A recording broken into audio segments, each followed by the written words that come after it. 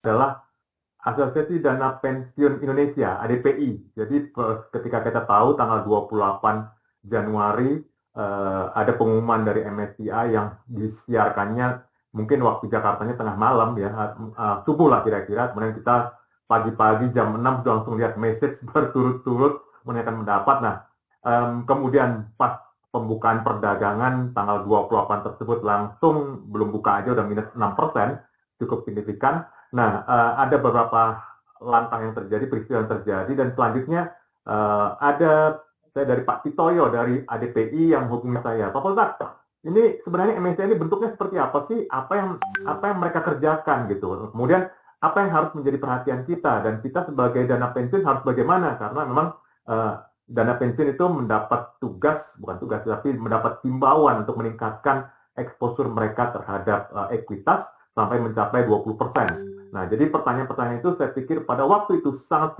relevan, dan oleh sebab itu kenapa kemudian saya menyusun materi yang nanti akan saya sampaikan ini dari diskusi desktop, dan kemudian juga sempat berdiskusi dengan officer dari MSCI yang ada di Singapura yang kebetulan adalah regional, dan dari situ saya mendapat gambaran mengenai seperti apa MSCI itu, sudah sampaikan kepada ADPI dan sambutannya cukup baik, cuma mereka memang tadi open end question.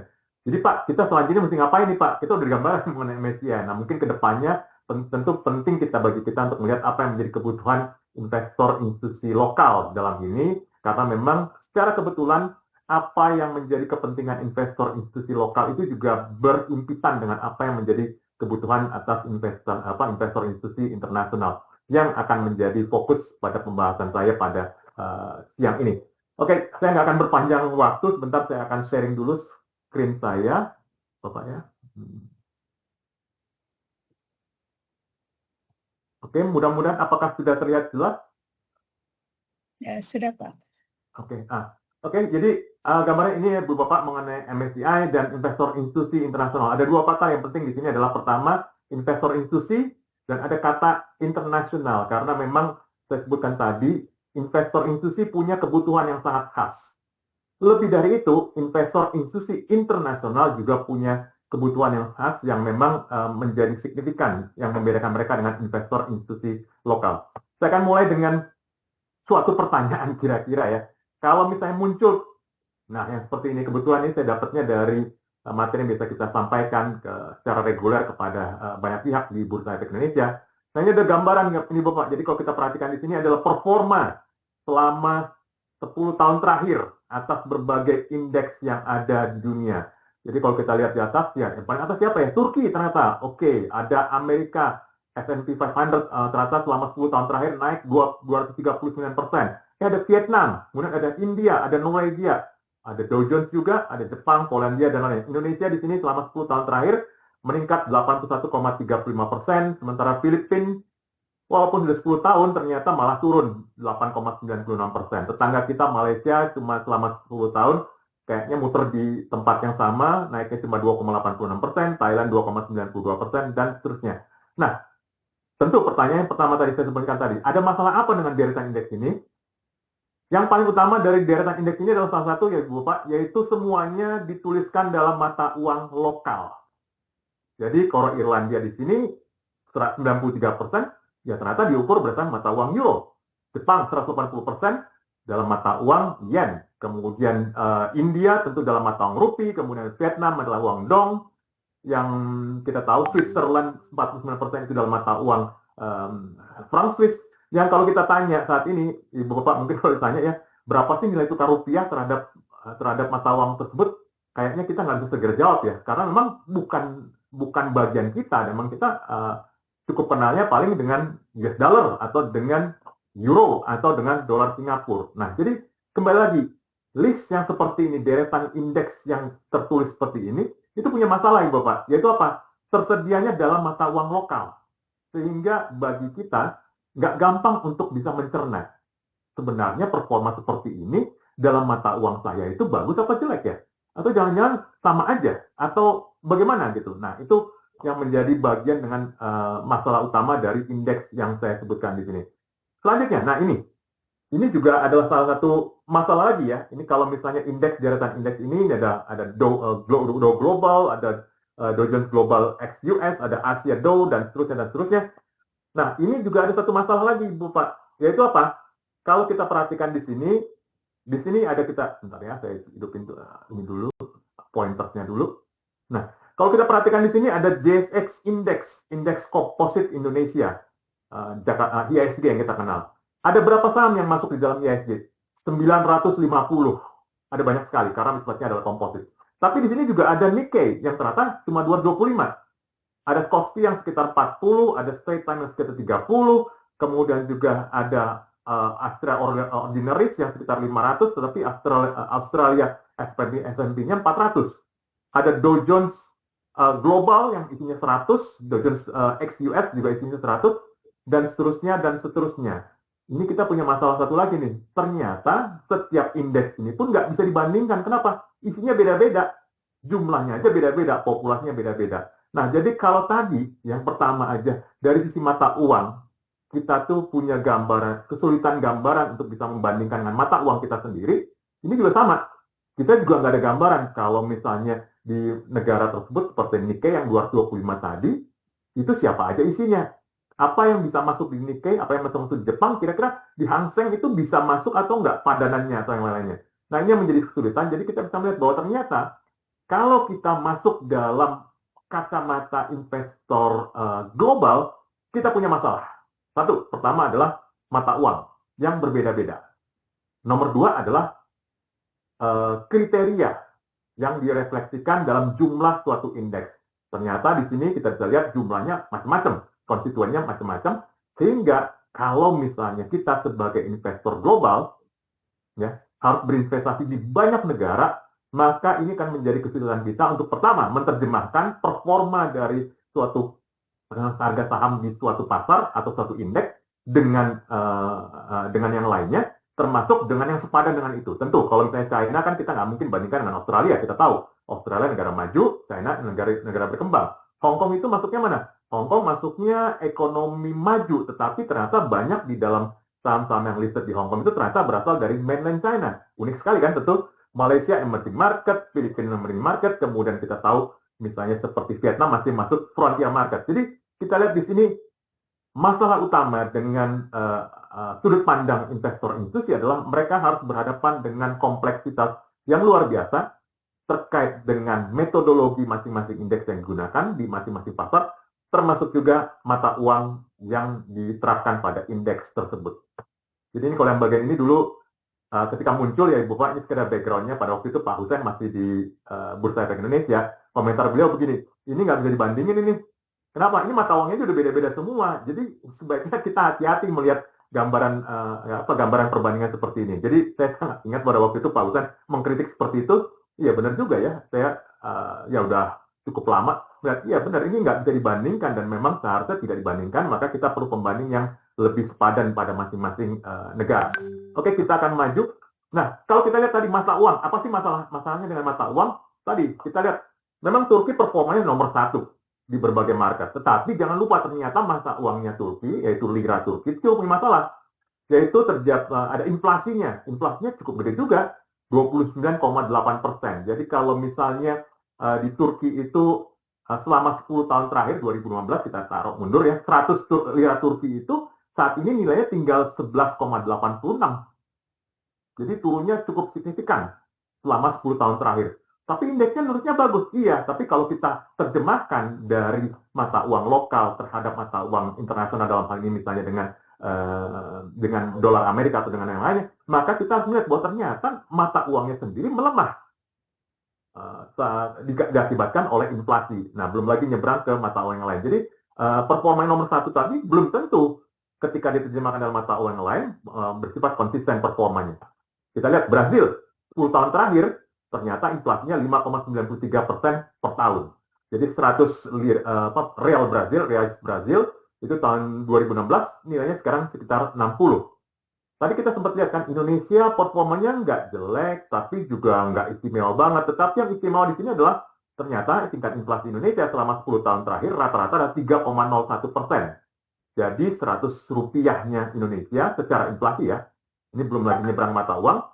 100 rupiahnya itu pada 2016 nilainya sekarang adalah 74,3. Jadi turun secara inflasinya, faktor inflasi sekitar 26% kira-kira sekitar itu. Masih mending dibandingkan dengan Brazil, dibandingkan dengan Turki. Tapi kembali lagi, kalau kita sebagai investor, kita harus mempertimbangkan ini, tingkat inflasi negara tersebut seperti apa. Jadi nggak bisa karena semata-mata performanya bagus, tapi ternyata ada faktor inflasi yang berpengaruh sangat besar. Jadi kalau misalnya dengan diskusi dengan mahasiswa, ya biasanya saya harus menyampaikan seperti ini, ya nggak heran Pak, performanya bagus karena inflasinya aja udah tinggi gitu. Jadi memang salah satu fungsi dari investasi di portfolio ekuitas itu untuk bisa mengatasi atau untuk mempertahankan daya beli. Memang terbukti Turki dengan inflasi yang tinggi, performa indeksnya juga relatif tinggi dibandingkan negara-negara lain. Oke. Problem nomor 4. Nah, ternyata ini Vietnam itu juga punya free float rata-rata sekitar 5%.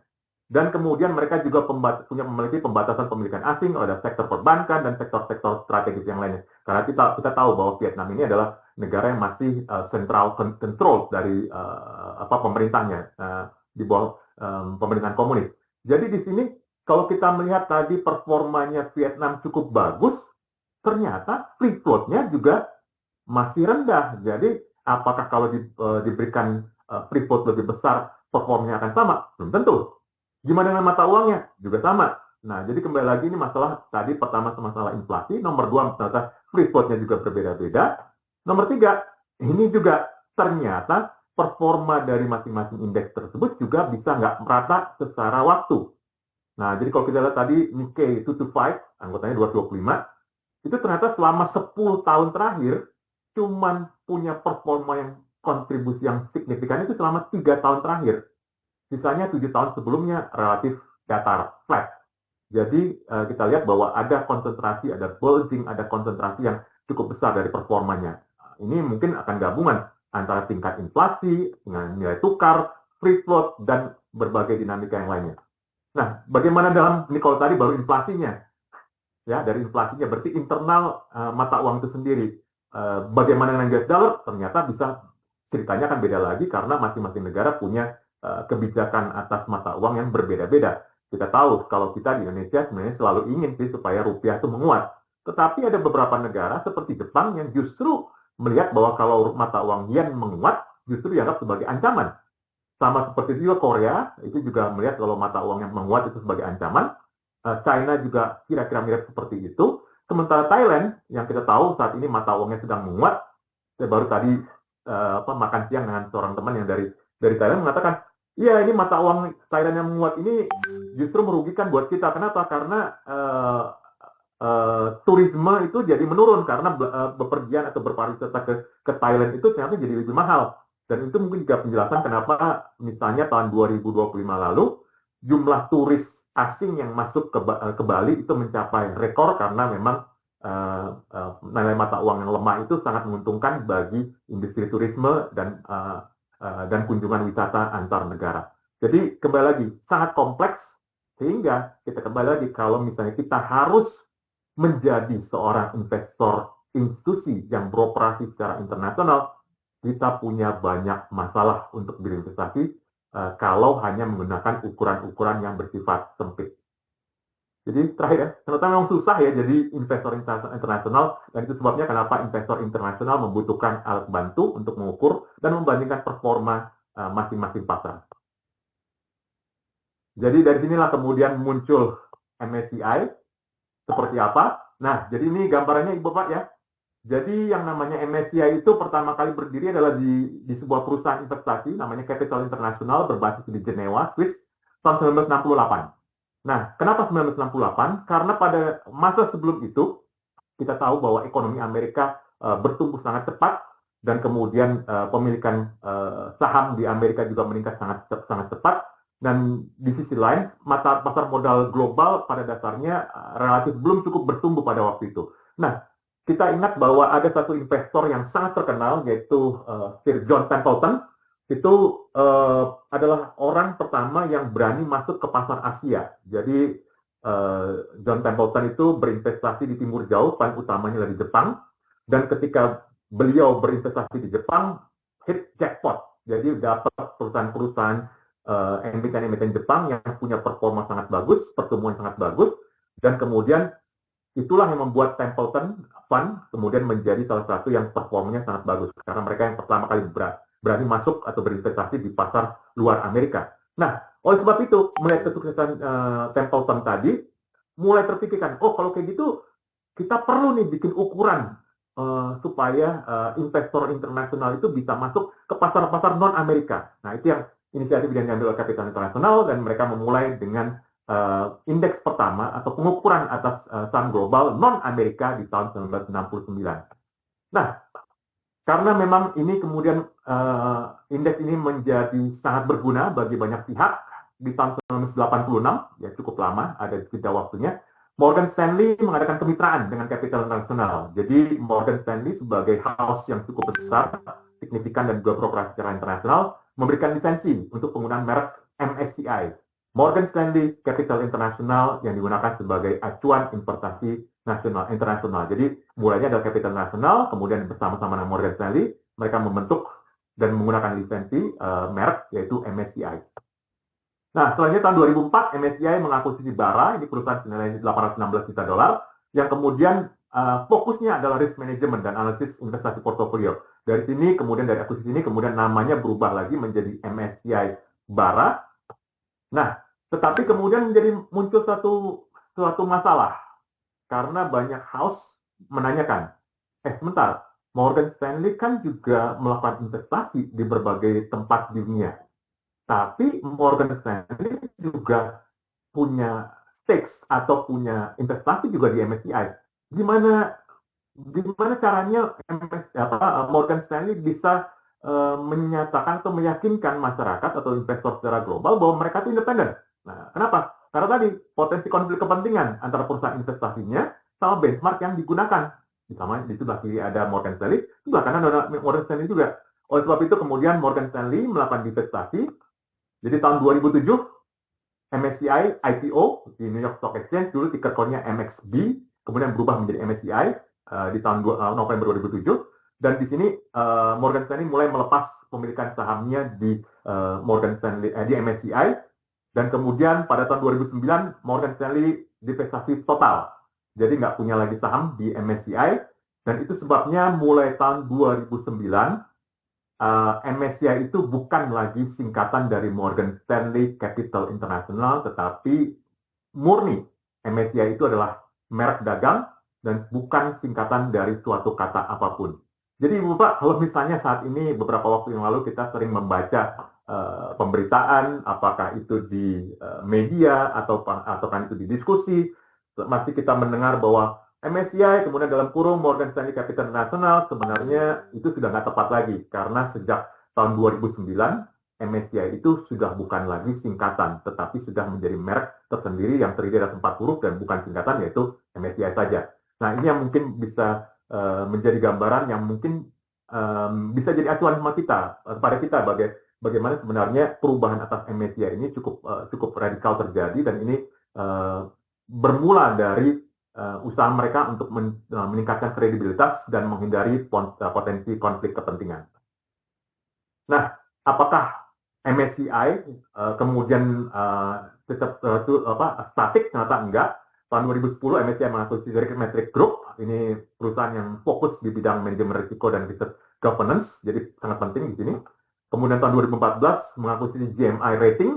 Nah, ini fokus pada ESG dan komponen-komponennya. Nah, jadi kita bisa lihat di sini bahwa pendekatannya MSCI itu pada risk metric, pada pengukuran risiko dan governance.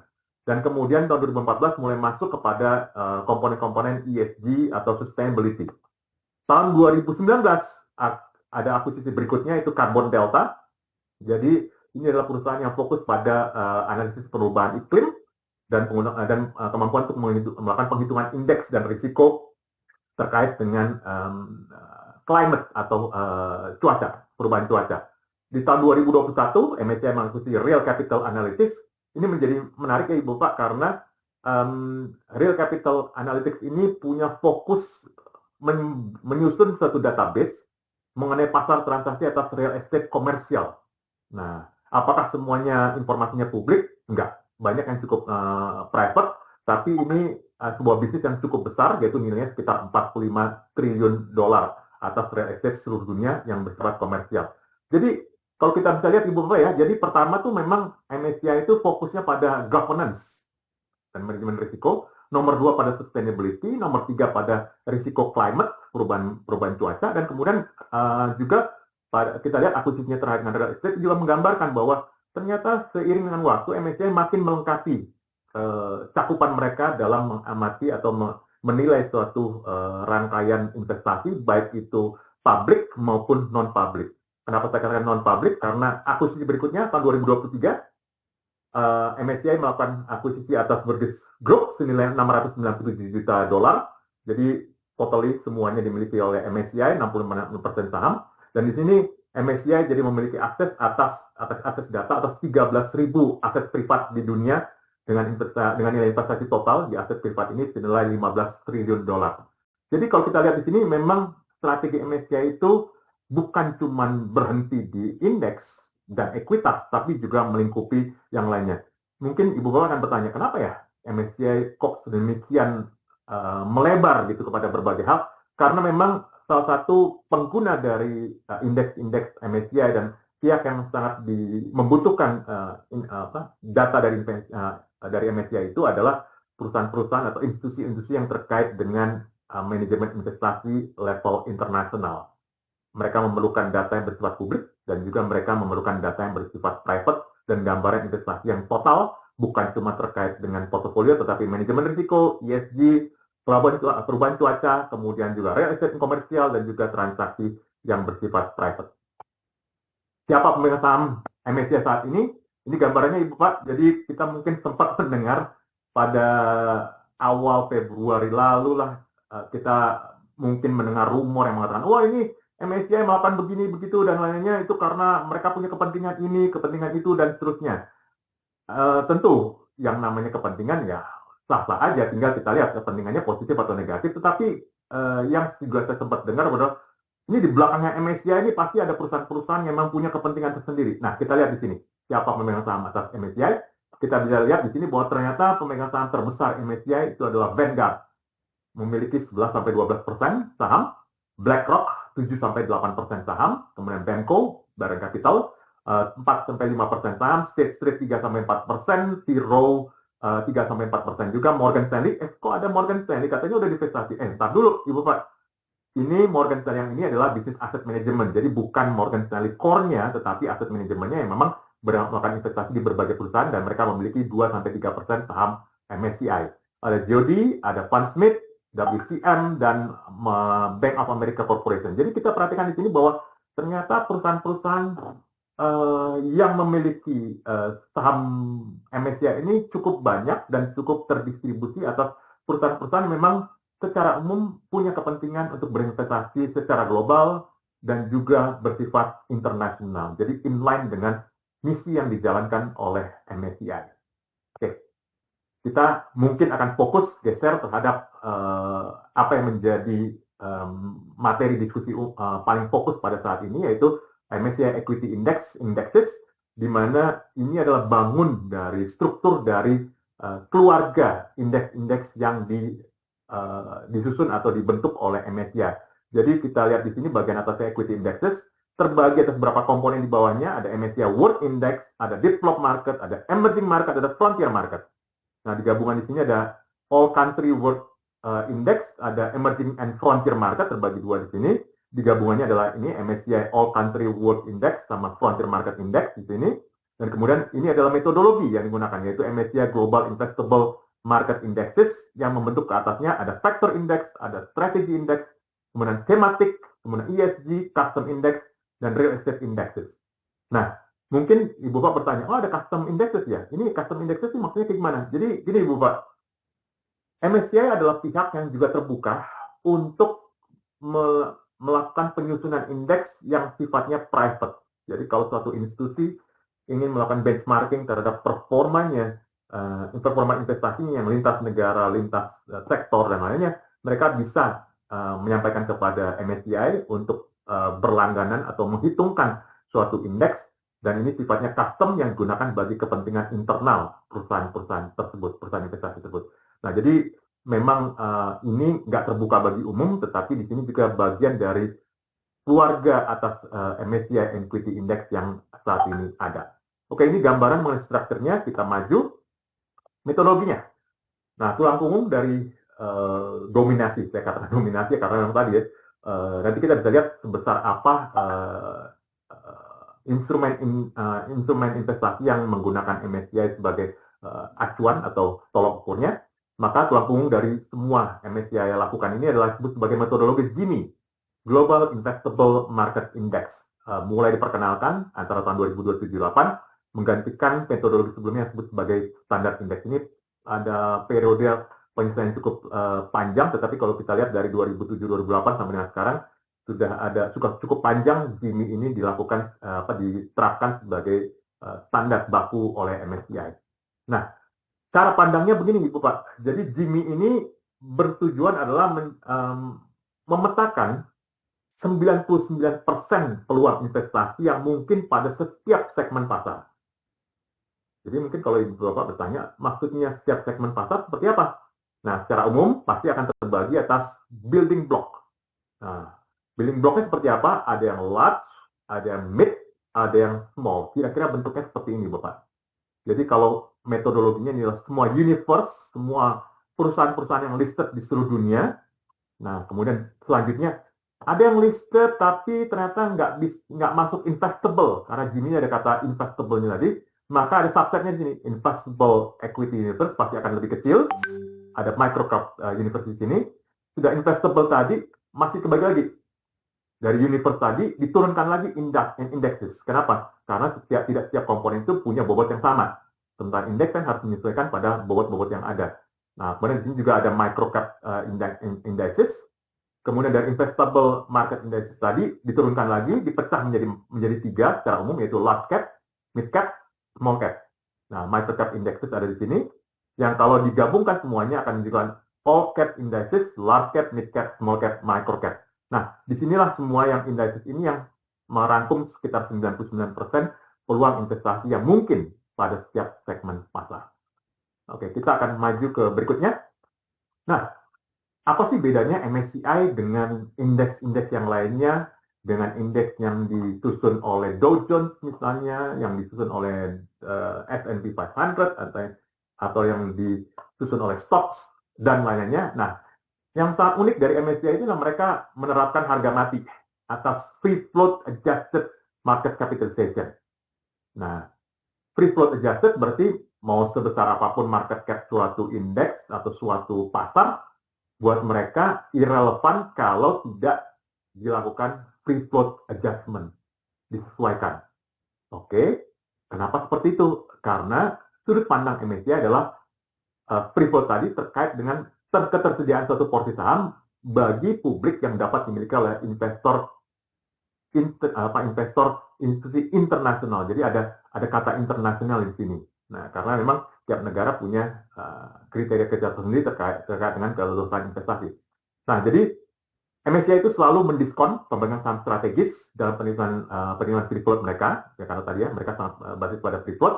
Nah, pemilikan saham strategis yang dianggap tidak tersedia untuk dimiliki, jadi mereka akan coret sebagai bagian free float. Contohnya di sini, pertama adalah saham yang berada dalam portofolio pemerintah, mereka akan coret. Kemudian saham yang dimiliki oleh pemegang saham pengendali dan keluarganya. Jadi misalnya pemegang saham pengendali, kemudian mereka punya related parties dan keluarganya, itu pasti akan dicoret oleh MSCI. Kemudian juga ada pemilikan saham silang, cross holding antar perusahaan, itu akan dicoret juga. Sementara mungkin kita tahu ya Ibu Pak, jadi kalau di misalnya perusahaan otomotif Jepang itu mereka punya cross shareholding, misalnya Nissan dengan Renault, ya. Mohon koreksi ya Ibu Pak, kalau saya salah, Nissan dengan Renault, kemudian Mazda dengan Ford, kemudian Mitsubishi dengan yang lainnya itu mereka ada cross ownership. Nah, kalau misalnya terjadi cross ownership itu antar perusahaan gimana? Coret oleh MSCI. Kemudian juga yang masih juga cukup ekstrim adalah saham yang dimiliki oleh karyawan emiten. Nah, ini juga akan dicoret, tidak dianggap sebagai masuk dalam free float. Jadi ini yang menjadi unik bagi MSCI dalam mereka mendefinisikan mengenai free float. Nah, selanjutnya mereka melakukan apa yang disebut sebagai ya tadi ya free float adjusted market cap tadi, sudah di-adjusted terhadap free float tadi. sebagai rumus seperti begini, sama dengan jumlah saham total dikali harga, kita tahu ya, market cap itu adalah jumlah saham dikali harga, dikalikan sesuatu yang disebut sebagai Foreign Inclusion Factor, FIF.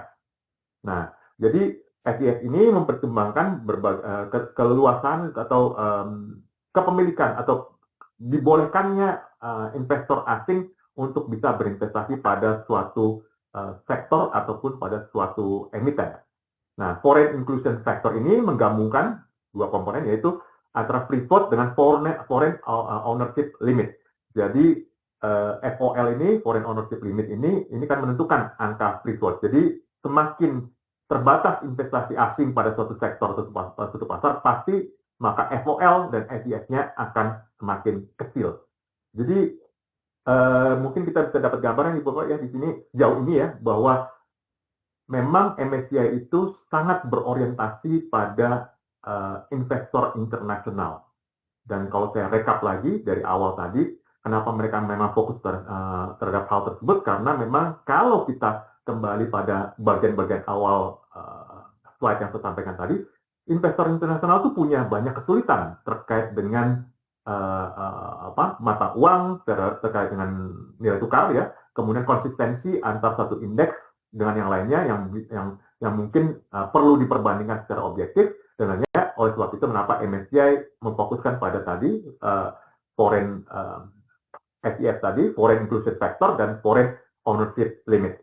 Nah, itu yang menjadi kesadarannya. Dan ini juga menjadi pertimbangan kita. Jadi mungkin bagi kita juga kita bisa lihat, mungkin ada beberapa sektor di Indonesia yang memang kepemilikan asingnya sangat dibatasi.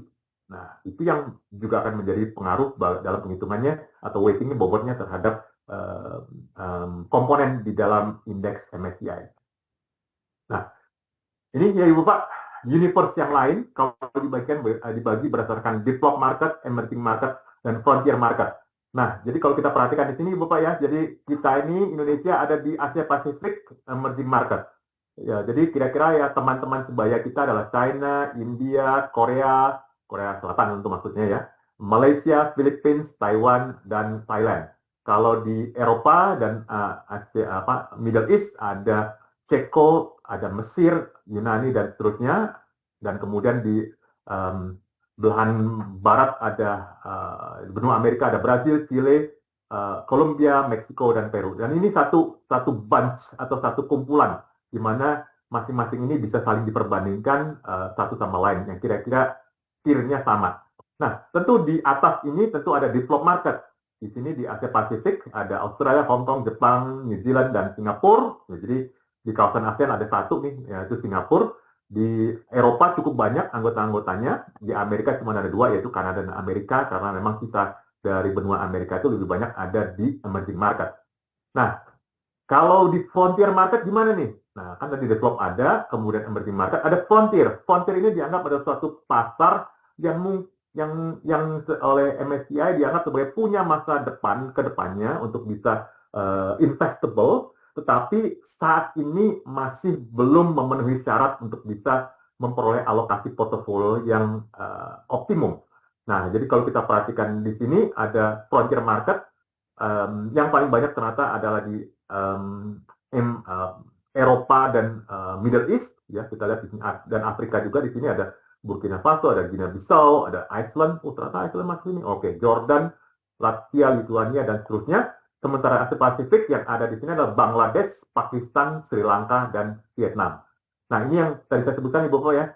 Jadi kalau beberapa waktu lalu kita sempat mendengar, ini kalau misalnya dalam pengumuman MSCI, kalau misalnya Indonesia tidak melakukan reformasi atas pasar modal dan metodologi yang terkait dengan itu, transparansinya dan lainnya, maka Indonesia terancam dijebloskan ya ke frontier market. Nah, berarti kira-kira kan kita ya dalam hal tadi kira-kira akan kita dianggap sebayaan dengan ini nih, dengan Pakistan, Bangladesh, Sri Lanka, Vietnam di Asia Pasifik.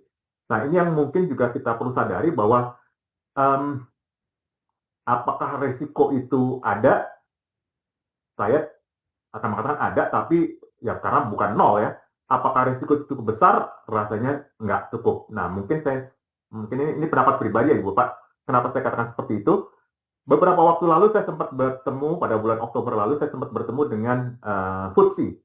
Nah, FTSE dalam pertemuan reguler dengan ASEAN Exchanges, dengan beberapa exchanges dari ASEAN, menyampaikan bahwa mereka punya kabar baik bagi Vietnam, karena Vietnam akan naik kelas dari frontier market, akan masuk ke emerging market. Nah, diumumkan sekitar September 2025, dan mulai akan masuk admission, masuk ke emerging market pada 2026 ini.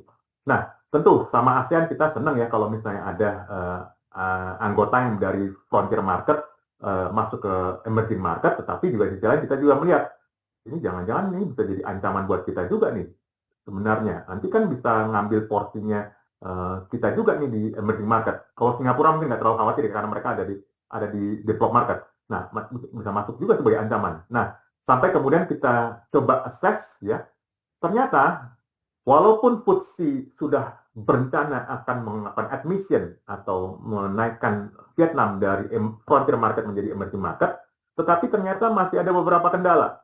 Bukan kendala, tapi ada beberapa masalah yang perlu diselesaikan oleh Vietnam untuk bisa bobotnya lebih meningkat di mata FTSE. Pertama, Vietnam masih memiliki restriction atau pembatasan pemilikan asing atas saham-saham perbankan. Nah, itu nomor satu. Selain itu juga ada pembatasan terkait dengan saham-saham sektor finansial dan beberapa industri lainnya. Saya nggak akan lebih detail lagi, tetapi di sini memang pembatasan asingnya masih sangat tinggi di Vietnam, karena memang kita tahu negara tersebut masih centralized. Nomor dua, ternyata Vietnam sampai sekarang masih belum memiliki central clearing untuk perdagangan. Nah, ini menjadi penting ya Ibu Bapak, karena bagi investor institusi, keberadaan central clearing company itu menjadi krusial karena bagian dari manajemen risiko portfolio mereka. Nah, kapan Vietnam akan melakukan atau menyelesaikan pembangunan central clearing atau professional central clearing mereka? Dari diskusi dengan teman-teman di Vietnam, mereka menyampaikan mungkin sekitar tahun 2027 lah. Jadi masih tahun lagi mereka akan bisa menyelesaikan itu, kemudian mereka akan melakukan testing dan lainnya. Dan kemudian di sisi lain juga kita mendapati bahwa ternyata free float-nya Vietnam juga masih relatif rendah, masih cuma sekitar 5%. Jadi despite of, ini ya, mohon maaf dipakai bahasa Inggris, despite of bahwa Indonesia punya banyak dianggap oleh MSCI dianggap masih punya banyak kekurangan, masih perlu improve dan lainnya, posisi Indonesia sebenarnya masih sangat jauh lebih baik dibandingkan Vietnam dalam hal ketersediaan untuk berinvestasi sebagai wahana investasi bagi investor institusi internasional. Nah, jadi ketika saya coba tanya ke MSCI, ini Vietnam kalau FTSE mau admit atau akan jadi anggotanya emerging market tahun 2026, Vietnam kapan nih jadi emerging marketnya MSCI? Kemudian saya dapat jawabannya bahwa Vietnam baru akan diadmit menjadi masuk dalam emerging market oleh MSCI sekitar tahun 2030. Kalau ditanya kenapa sampai lamanya seperti itu, karena bagi MSCI ketersediaan atas central clearing itu menjadi sangat penting, kemudian free float yang masih rendah itu juga satu poin yang sangat penting. Di sisi lain juga keterbatasan atas investasi pada beberapa sektor, jadi FIF-nya masih sangat rendah, itu dianggap belum memenuhi syarat bagi Vietnam untuk bisa masuk ke emerging market. Nah, di sisi lain, saya juga dapat informasi bahwa ternyata di frontier market yang Ibu Bapak bisa perhatikan ya ini, semua ini frontier market ini ada banyak sekali negara. Vietnam dalam kacamata atau dalam universe-nya FTSE ternyata meliputi sekitar 70-75% dari seluruh frontier market. Jadi kita perhatikan di sini ada negara-negara ini semua, ya, kalau keroyokan, ternyata Vietnam masih menang sendirian gitu dibandingkan yang lainnya. Nah, 70-75%. Itu sebabnya dari hal tersebut kita melihat bahwa kalau misalnya Vietnam sendirian aja dengan semua keterbatasannya, semua potensi masalahnya, ternyata baru akan diadmit oleh MSCI untuk masuk ke emerging market setelah tahun 2030, sementara Indonesia malah kena ancaman nih kalau nggak ada perbaikan nanti akan dijebloskan atau diturunkan ke frontier market. Maka di sini kita bisa melihat bahwa pada dasarnya apa yang disampaikan MSCI ini sebenarnya lebih pada sebuah tekanan bagi kita, bagi Indonesia untuk lebih bersungguh-sungguh. Apakah memang benar-benar Indonesia akan begitu saja? Rasanya sih pertama enggak ya. Kenapa? Ya kan tiap orang bisa punya pendapat ya. Tetapi pertama bahwa secara absolut maupun secara relatif posisi Indonesia masih lebih baik dibandingkan Vietnam. Nomor dua, bahwa Indonesia sebagai negara dengan ekonomi terbesar di Asia Tenggara dan juga punya potensi pertumbuhan sangat besar, itu juga suatu fakta, di mana kalau Indonesia masuk ke dalam frontier market, maka kita lihat ini Indonesia akan menjadi negara dengan ekonomi terbesar di seluruh frontier market, mungkin juga sangat-sangat dominan, sehingga kalau Indonesia ada di situ, kok kayaknya jadinya nggak definisi antara emerging dan frontier malah jadi kabur gitu. Oleh itu sebabnya maka kenapa secara ini pendapat pribadi ya Ibu Pak, sebenarnya potensi atau kemungkinan Indonesia untuk turunkan menjadi frontier market sebenarnya cukup kecil ya, satu karena kita sudah melakukan perbandingan dengan raksasa terbesarnya di frontier market yaitu dalam ini Vietnam, tetapi memang di situ juga kita melihat bahwa dari pengumuman MSCI yang diumumkan pada tanggal 28 Januari memang tidak disebutkan spesifik data, spesifik date atau spesifik waktu.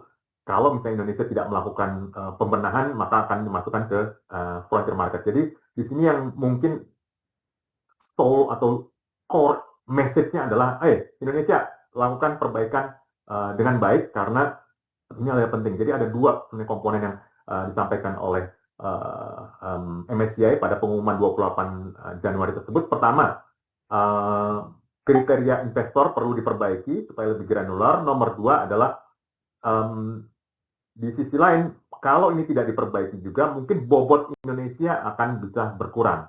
Kalau itu juga ternyata tidak membuat Indonesia melakukan perubahan, baru kemudian ada seri berikutnya, yaitu Indonesia kemungkinan akan bisa dimasukkan ke frontier market. Jadi dalam ini pendapat pribadi ya Ibu Pak, yang lebih mungkin terjadi dan lebih realistik dan melihat konsistensi dari data-data yang ada ini, sebenarnya bahwa Indonesia perlu lebih serius supaya bisa bobotnya tidak berkurang dibandingkan negara yang lain. Jadi itu yang mudah-mudahan Ibu Pak jadi cukup jelas, karena sering kita mendapat pertanyaan dari di Bursa Efek Indonesia, sering mendapat pertanyaan, ini sebenarnya serius nggak ya Indonesia bakal turunkan ke frontier market? Nah, kemudian yang isinya frontier market itu siapa-siapa aja ya? Kemudian kira-kira yang di frontier market itu lebih bagus, lebih jelek, mungkin lebih jeleknya, atau mungkin juga lebih bagus. Seperti apa gitu, kriteria dan lainnya. Nah, itu yang menjadi penting, tapi dengan Ibu Bapak melihat siapa-siapa aja saat ini yang ada di frontier market dan kemudian bagaimana posisi pasar modal mereka, maka kita bisa melihat sebenarnya bahwa Indonesia itu dalam posisi secara relatif maupun secara absolut posisinya jauh lebih baik dibandingkan majority dari frontier market yang ada. Nah, mungkin Ibu Bapak juga akan bertanya, ini ada stand alone marketnya apa lagi nih? Jadi stand alone marketnya Ibu Bapak ini adalah negara-negara atau ekonomi yang sebelumnya masuk dalam developed market ataupun emerging market atau frontier market yang kemudian karena suatu atau lain perubahan kemudian tidak lagi masuk dalam suatu dalam kriteria market secara umum, tapi tetap dihitung. Nah, contoh di sini adalah Argentina, karena memang Argentina sudah beberapa kali mengalami masalah yang terkait dengan krisis perbankan mereka dan payment system. Dan kemudian kita lihat juga di sini ada emerging market juga yang ada di sini, ada Bosnia Herzegovina, ada Botswana dan seterusnya, ada Ukraine di sini ya. Ukraine masuk ke standalone market di sini ya. Di Asia Pasifik nggak ada. Mungkin akan Ibu Bapak kan dia bertanya, loh kalau ada Ukraine di standalone market, lantas bagaimana dengan Rusia? Apakah Rusia masuk di emerging? Kita lihat, nggak ada Rusia. Masuk mungkin di developed market? Oh, nggak ada juga. Apakah di emerging market yang ini? Nggak ada juga. Oke, satu jawabannya Ibu Bapak, bahwa Rusia udah dicoret dari investable, karena memang embargo yang dilakukan terhadap Rusia dari berbagai negara itu memang punya dampak yang sangat serius bagi pasar modal Rusia. Jadi untuk bisa dicoret ya ternyata harus perang dulu atau melakukan invasi atas negara lain, itu yang mungkin banyak negara nggak berani melakukannya dan itu akan bersifat adverse atau negatif terhadap investability negara tersebut. Jadi mungkin ini hipotetis ya Ibu Bapak. Jadi kalau misalnya, oh nanti mungkin nggak misalnya China misalnya melakukan invasi atau misalnya invasi terhadap Taiwan itu kira-kira akan seperti apa? Nah ini yang mungkin perlu diperhatikan oleh Taiwan yaitu, oleh China. Ya kalau ini terjadi mungkin repetisi apa yang terjadi atas Rusia terhadap Ukraina juga akan bisa terjadi atas pasar modal tersebut, dan itu yang saya pikir banyak petinggi di China juga lebih ingin masalah Taiwan ini bisa diselesaikan tanpa harus lewat jalan kekerasan atau lewat senjata, penyelesaian lewat senjata. Oke, ini adalah global opportunity set. Jadi mudah-mudahan Ibu Bapak bisa ada gambaran ya mengenai seperti apa sih developed market siapa yang ada di sana, emerging market seperti apa, frontier market seperti apa, dan stand-alone market. Kita maju ke berikutnya. Nah, ini dia kriteria Ibu Bapak.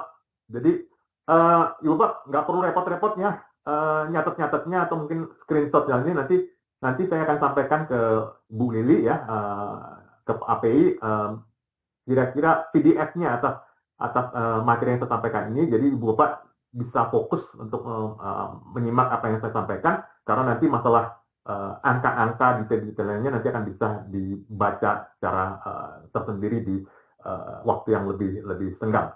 Jadi kita bisa perhatikan di sini frontier, emerging, dan developed terbagi di sini. Jadi ada economic development-nya. Jadi kalau misalnya untuk bisa masuk dalam developed market, maka ada syarat ini sustainability-nya. GNI-nya per kapita harus 25% di atas World Bank High Income Threshold.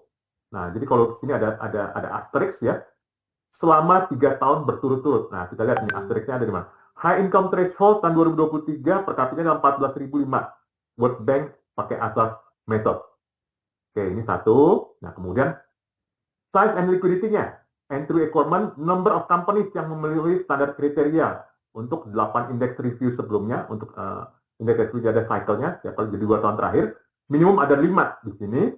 Company size-nya adalah full market cap-nya $5 miliar, float market cap-nya adjusted adalah minimum adalah $2,9 miliar, kemudian security liquidity-nya ada ukurannya, annualized trading value, ya sini ratio, dan kemudian maintenance-nya kalau misalnya udah masuk, kemudian harus maintain, setidaknya ada 1, ada kriteria sini. Jadi kita lihat di sini harus ada 5. Nah, kalau di emerging nggak sampai perlu 5, cukup 3 saja udah bisa masuk di sini. Yang penting bisa maintain. Kalau di frontier memang paling nggak harus ada 1. Nah, kemudian market accessibility-nya openness to foreign harus very high ya di developed market. Kemudian ability for investment instrument harus unrestricted, dan kemudian stability of international framework juga harus very high. Nah, di emerging openness-nya levelnya signifikan, kemudian ease of capital inflow and outflow ada signifikan, kemudian efisiensi operasional good and tested. Nah, jadi ini yang balik lagi Bapak ya, efisiensi of operational framework ini adalah juga yang termasuk kenapa Vietnam belum bisa masuk emerging market, karena tadi mereka belum punya central clearing. Nah, availability of investment instrument di sini harus posisinya juga high, availability-nya tersedia. Stability of internal framework juga modest lah ini. Nah, ya Pak, ini juga adalah salah satu penjelasan kenapa ada 2 pasar yang sebenarnya secara kriteria yang ini ya, GNI tadi sudah harusnya bisa masuk ke developed market, tapi tetap aja posisinya ada di emerging. 2 pasar yang saya maksud tadi adalah, pertama adalah Korea Selatan, ya, yang memang secara GNI-nya sudah di atas kriteria World Bank. Nomor 2 adalah Taiwan. Nah, dua-duanya ini punya masalah. Mereka saat ini masih di emerging market, tapi belum bisa nyebrang ke developed market. Masalah mereka ada di mana? Masalah utama mereka sebenarnya ada pada, kalau untuk Taiwan, itu ada pada ease of capital inflow dan outflow. Jadi rezim devisa mereka belum cukup bebas untuk bisa in and out terkait dengan investasi portofolio. Kalau efisiensi mereka sudah cek, sudah very high. Availability of instrument investment juga relatif tinggi. Stability of internal framework juga cukup tinggi, karena mereka juga sangat kuat di investor institusi yang terkait dengan lintas negara ya, atas asuransi. Jadi Taiwan itu yang paling hebat itu istimewa adalah asuransinya. Jadi mereka punya dana keluaran yang cukup besar, tapi memang asuransi Taiwan itu lebih banyak berinvestasi di fixed income. Jadi kalau misalnya tadi handicapnya Taiwan itu ada di mana? Handicapnya Taiwan ada di sini, ease of capital inflow dan outflow. Nah, pertanyaan nomor 2, kalau handicapnya Korea Selatan ada di mana? Nah, ini yang cukup menarik ya, Ibu Bapak. Jadi kalau misalnya Korea Selatan itu cukup lama memang eh, diharapkan bisa masuk ke developed market karena memang ukuran ekonominya cukup besar, sektornya juga levelnya global ya. Tapi ya tetap nangkringnya di emerging market karena mereka masih punya masalah pada aspek restriction atas short selling. Nah, jadi kalau misalnya developed market itu availability for short selling harus dibuka lebih luas dan ini ada kaitannya dengan efisiensi of operational kira-kira efisiensi of operational framework yang terkait dengan short selling. Nah, ini yang sempat bolak-balik ya terjadi diskusi antara MSCI dan pemerintah Korea Selatan untuk bagaimana supaya bobot ini meningkat karena pemerintah Korea Selatan juga ingin bobot investasi di Korea Selatan itu meningkat, tapi memang masih belum menemui titik temu mengenai availability atas stock selling. Kalau yang lainnya masih cukup sudah relatif terpenuhi. Jadi Ibu Pak, ini gambaran tadi ya mengenai frontier, emerging, develop yang bisa menjadi kriteria kapan suatu negara bisa nyebrang ke tempat yang lain. Tapi juga sekaligus kalau dia nyebrang, nggak bisa nyebrangnya sampai sekarang walaupun sudah terpenuhi karena apa? Yaitu tadi pertama kalau Taiwan adalah terkait dengan rezim devisa, sementara Korea Selatan lebih pada availability for short selling. Nah, kita akan fokus nih pada metodologi ya Pak. Jadi ini adalah langkah-langkahnya untuk menyusun siapa-siapa saja yang bisa masuk dalam suatu indeks bagi masing-masing negara. Jadi dimulai dengan global opportunity set. Jadi opportunity object tujuannya adalah opportunity set for international institutional investor. Nah, kemudian ada detailnya di sini adalah include in one and only one country. Jadi kalau misalnya ada suatu emiten melakukan multiple listing ya, cross listing di berbagai pasar, maka tetap yang dihitung cuma satu, one and in only one country. Nah, ini yang menjadi penting. Kemudian dari langkah ini global opportunity ya, building investable universe. Nah, ada 5 filter. Nanti kita akan lihat ya filternya seperti apa ya. Dari sini kemudian dari investable tadi kita akan masuk ke defining size segment. Jadi size segment. Jadi segmen-segmen ini harus dapat diperbandingkan satu sama lain. Nah, size segment ini remain comparable dan ini harus balance dulu size segmentnya di sini di all country world index. Dan kemudian kalau sudah mengenai size segment tadi, maka akan ada pembagian berapa bobot-bobot masing-masing pasar dan kemudian final investable requirement. Jadi ada 2 additional filter to further refine the investability and replicability of MSCI All Country World Index. Nah, ini langkah-langkahnya. Kita maju ke contoh penghitungan free float ala MSCI. Pertama, ini company A, company B. Kalau jumlah share-nya 10 juta lembar, market cap 100 billion, yang satunya lagi $50 billion. Nah, kalau misalnya number of share classified non-free float, ya, non-free float, di sini adalah sekitar 43%, misalnya contohnya 43%, sementara company B itu 87%, jadi lebih sedikit yang tersedia buat publik. Nah, maka di sini kelihatan bahwa free float-nya adalah lawannya 5,6 juta lembar, di sini 1,2 juta lembar. Maka non-free float-nya menjadi 43, 87 di sini bagi company B. Free float-nya tadi sudah disebutkan di atas tadi ya, ini angka ini. Maka ketika dimasukkan free float adjusted market cap-nya, maka dari 100 billion tadi untuk company A cuma 57 billion yang dihitung. Sementara company B, company A itu kan company A. Kalau company B cuma 6 billion. Itu sebabnya kalau kita melihat tabel ini, kita akan bisa melihat bahwa sangat fokus pada free float number of shares bagi MSCI. Nah, itu sebabnya kalau nantinya kita ingin misalnya di Indonesia lebih banyak lagi perusahaan yang bisa masuk dalam MSCI supaya bisa dapat menjadi tujuan investasi bagi investor industri global, maka syarat mengenai free float itu sudah boleh dikatakan sine qua non. Nggak bisa enggak, harus dipenuhi. Oke, kita maju ke berikutnya. Nah, ini juga sangat khas ya, MSCI, Ibu Pak. Kenapa saya katakan sangat khas? Karena masing-masing negara punya penghitungan mengenai free float sendiri-sendiri. Tapi yang bagi MSCI ini memang punya keunikan sendiri. Kenapa? Ini adalah semua yang dikeluarkan, makanya warnanya merah ya, dikeluarkan dari peringatan free float oleh MSCI. Siapa aja? Banks. Jadi kalau strategic shareholder type-nya ya, kalau misalnya bank itu dikeluarkan kecuali ya held in trust on behalf of third parties that deemed to be non-strategic. Jadi bisa terjadi dimiliki oleh bank, custodian bank dalam ini maksudnya, tetapi di dalam custodian bank itu ternyata memang name-nya atau QQ-nya itu ternyata third parties yang boleh dikata memang non-strategic, maka dia akan bisa dihitungin karena itu cuma sifatnya banknya sebagai custodian. Tapi kalau ternyata strategic, maka dia akan dicoret. Nah, ini untuk banks, untuk companies, shares yang owned by companies, ya termasuk treasury shares juga, ya itu akan dicoret dari free float. Makanya ini juga gambaran Ibu Pak. Jadi kalau misalnya di pasar kita, ketika market turun misalnya, kemudian ada himbauan untuk melakukan share buyback, maka ketika perusahaan tersebut atau emiten tersebut melakukan share buyback, share itu akan masuk ke dalam treasury-nya, di mata MSCI, maka itu akan dicoret dari free float. Jadi free float-nya justru akan berkurang. Karena tadi, share owned by companies, termasuk treasury, akan dicoret dari free float. Nah, entry berikutnya adalah employee.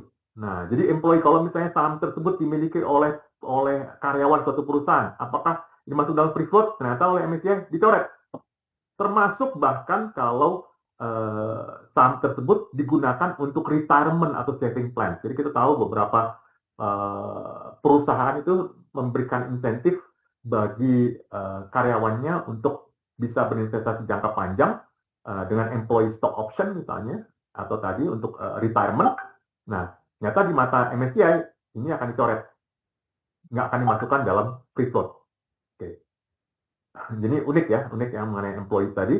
Kalau government seperti apa? Ya tadi akan dicoret. Kemudian principal officer and board member. Jadi di sini principal officer di sini yang pengendali, board of directors ya di sini. Nah, yang menjadi unik ya Bapak karena ini including share owned by individuals or families that are related to or closely affiliated with company's principal officer. Jadi bukan cuma officernya, tapi keluarganya juga termasuk ikut dicoret juga. Jadi paman, mungkin anak, istri, paman, teteh dan seterusnya ya kalau ternyata masih related ya juga akan dicoret dari MSCI terkait dengan free float-nya.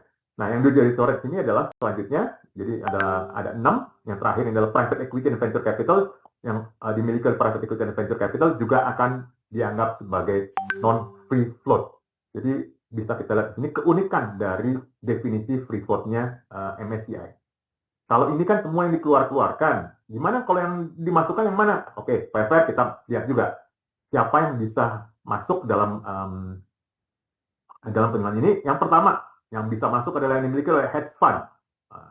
Jadi yang dipegang oleh hedge fund itu masuk dalam free float, unless ya ini ya deemed to exert influence kalau manajemennya memiliki pengaruh atas manajemen suatu perusahaan. Karena bisa jadi hedge fund tersebut memang cuma punya pengendali juga atas suatu issuer atau suatu emiten.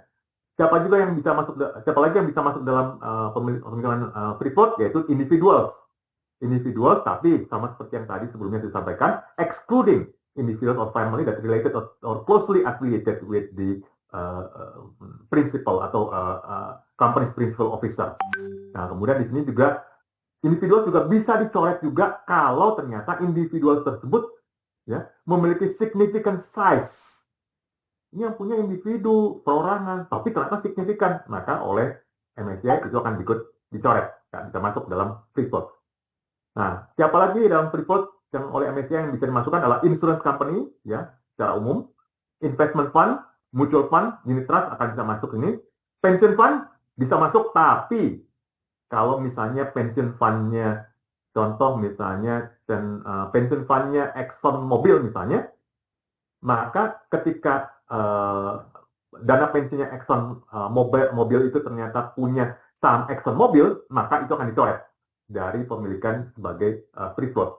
Jadi excluding share by employing companies its subsidiary or associate.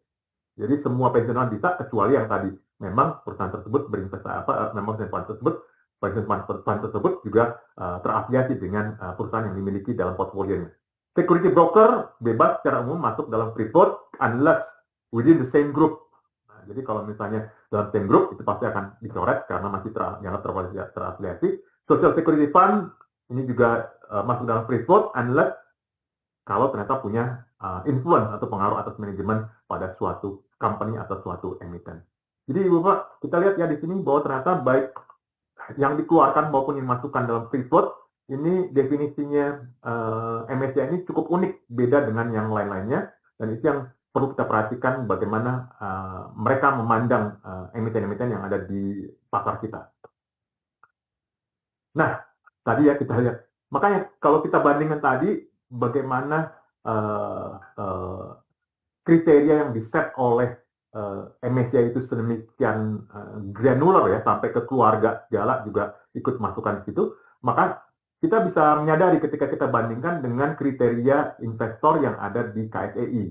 Karena semuanya ada 9, individu, corporate, mutual fund, others, pension fund, financial institution, foundation, insurance, and securities company. Kalau kita lihat di sini, ini sangat-sangat general, ada beberapa yang memang sifatnya langsung tumpang tindih. Soalnya kan, kalau MSCI pension fund, oke, bisa masuk, tapi ternyata free float, tapi ternyata nggak.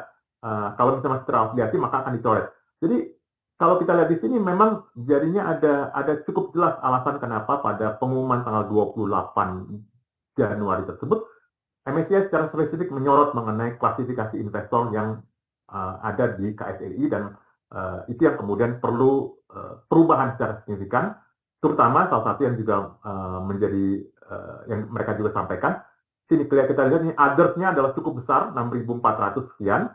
Nah, others ini yang mungkin perlu banyak dibenahi karena others ini sebenarnya angkanya jauh lebih besar daripada seluruh pension fund, financial institution, foundation, insurance, dan securities company. Jadi others ini nggak cukup jelas isinya apa saja. Nah, ini yang perlu diperbaiki oleh KSEI. Itu sebabnya kenapa ada klausula atau ada statement kenapa perlu granularity atas klasifikasi atas investor. Jadi kita lihat bahwa KSEI sudah akan mengubah dan ini akan diumumkan kepada publik kriteria-kriteria yang lanjutan yang lebih granular dari investor-investor yang ada di KSEI dalam sistem pencatatannya.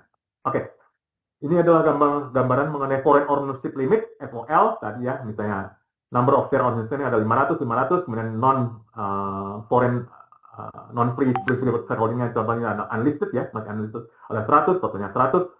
Foreign FOL yang tadi disebutkan tadi adalah 40%, maka kalau applied to listed shares, maka angkanya 40% dikali 1.000, yang semua ini, dikurangi 100, yang ada, yang ini unlisted tadi, dibagi atas 500.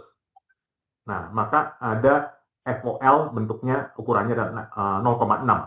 Nah, dari FOL ini, maka akan bisa dihitung apa yang disebut sebagai foreign room. Ya. Jadi kalau tadi 60%, nah, kalau misalnya applicable tadi, sisanya berarti kan 40% ya.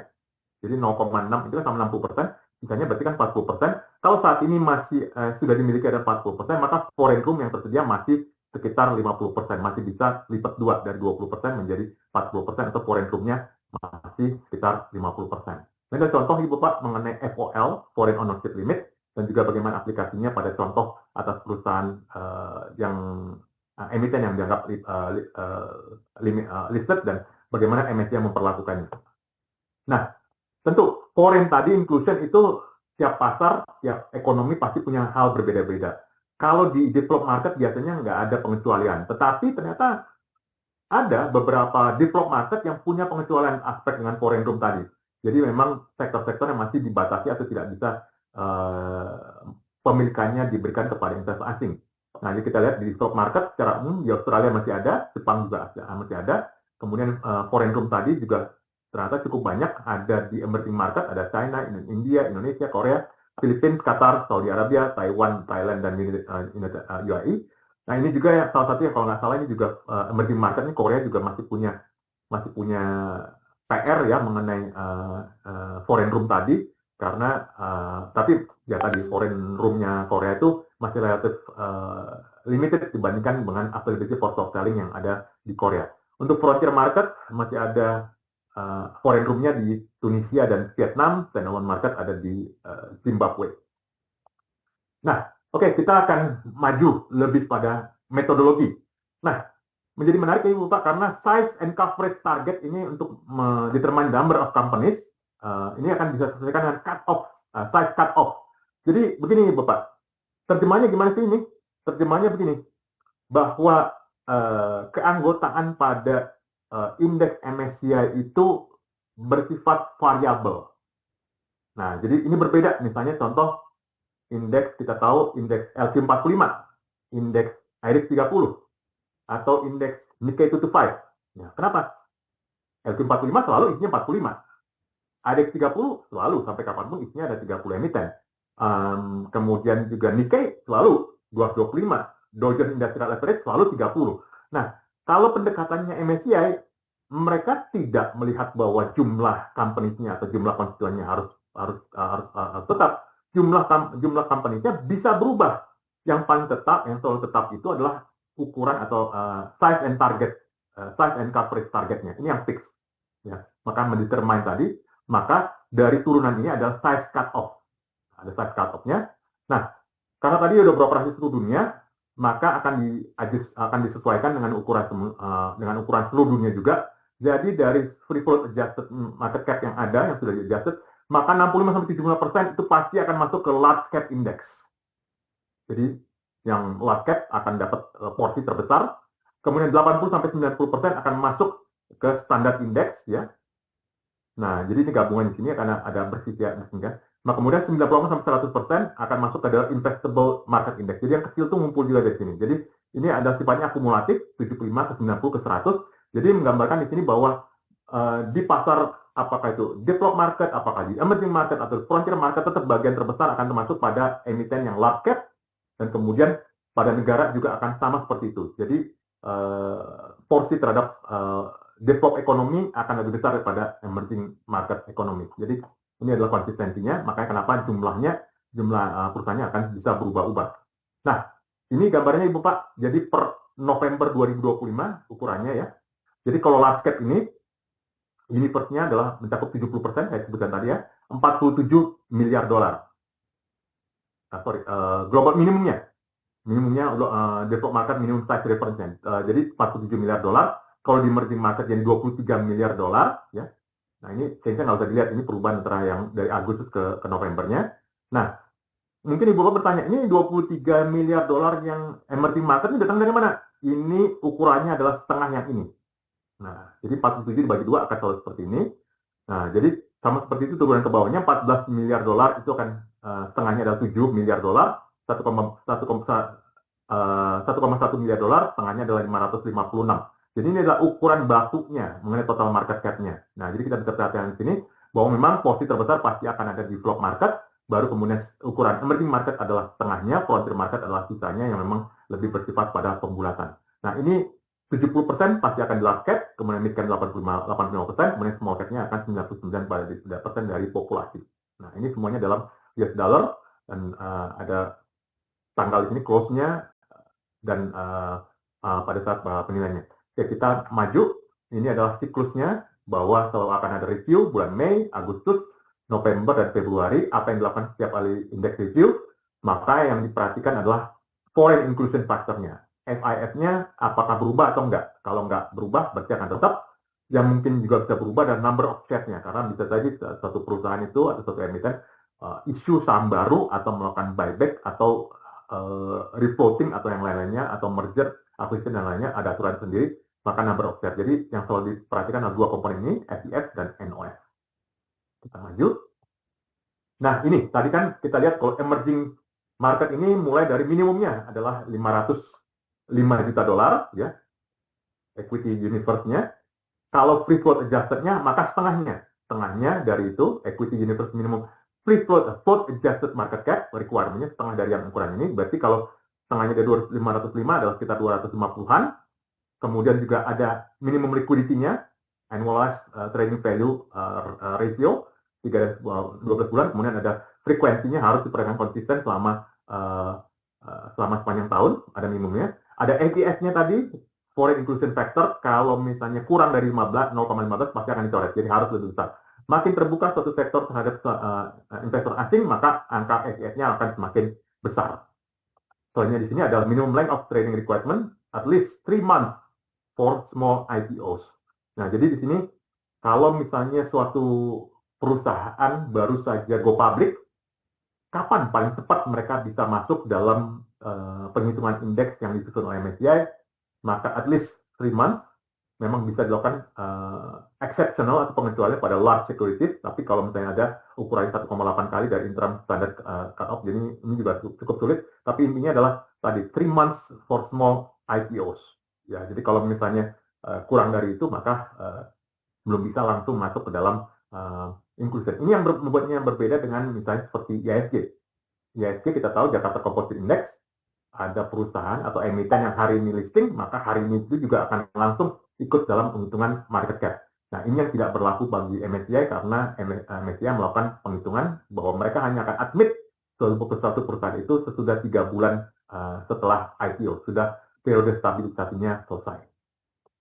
Nah, ini Ibu Pak, ini gambaran ya per November tadi, jadi kita bisa perhatikan di sini, saya gambarkan SIF-nya, Indonesia di antara emerging market, jadi kalau totalnya seluruh emerging market itu ada dari yang besar, standar dan yang kecil, ukurannya begini ya bacanya Ibu Pak ya. Semuanya ada yang masuk dalam MSCI emerging market ada 5.900, yang dari Asia itu ada sekitar 5.200, bagian terbesar ya. Kemudian dari Middle East dan Eropa itu 478, Latin Amerika 195. Nah, dari semua ini yang paling besar, paling banyak kepesertaannya dari China 3.400, India 705, Indonesia ada 83. Nah, mungkin angkanya bisa berubah, tapi kira-kira ini per cut-off 2025 bulan November ada 83.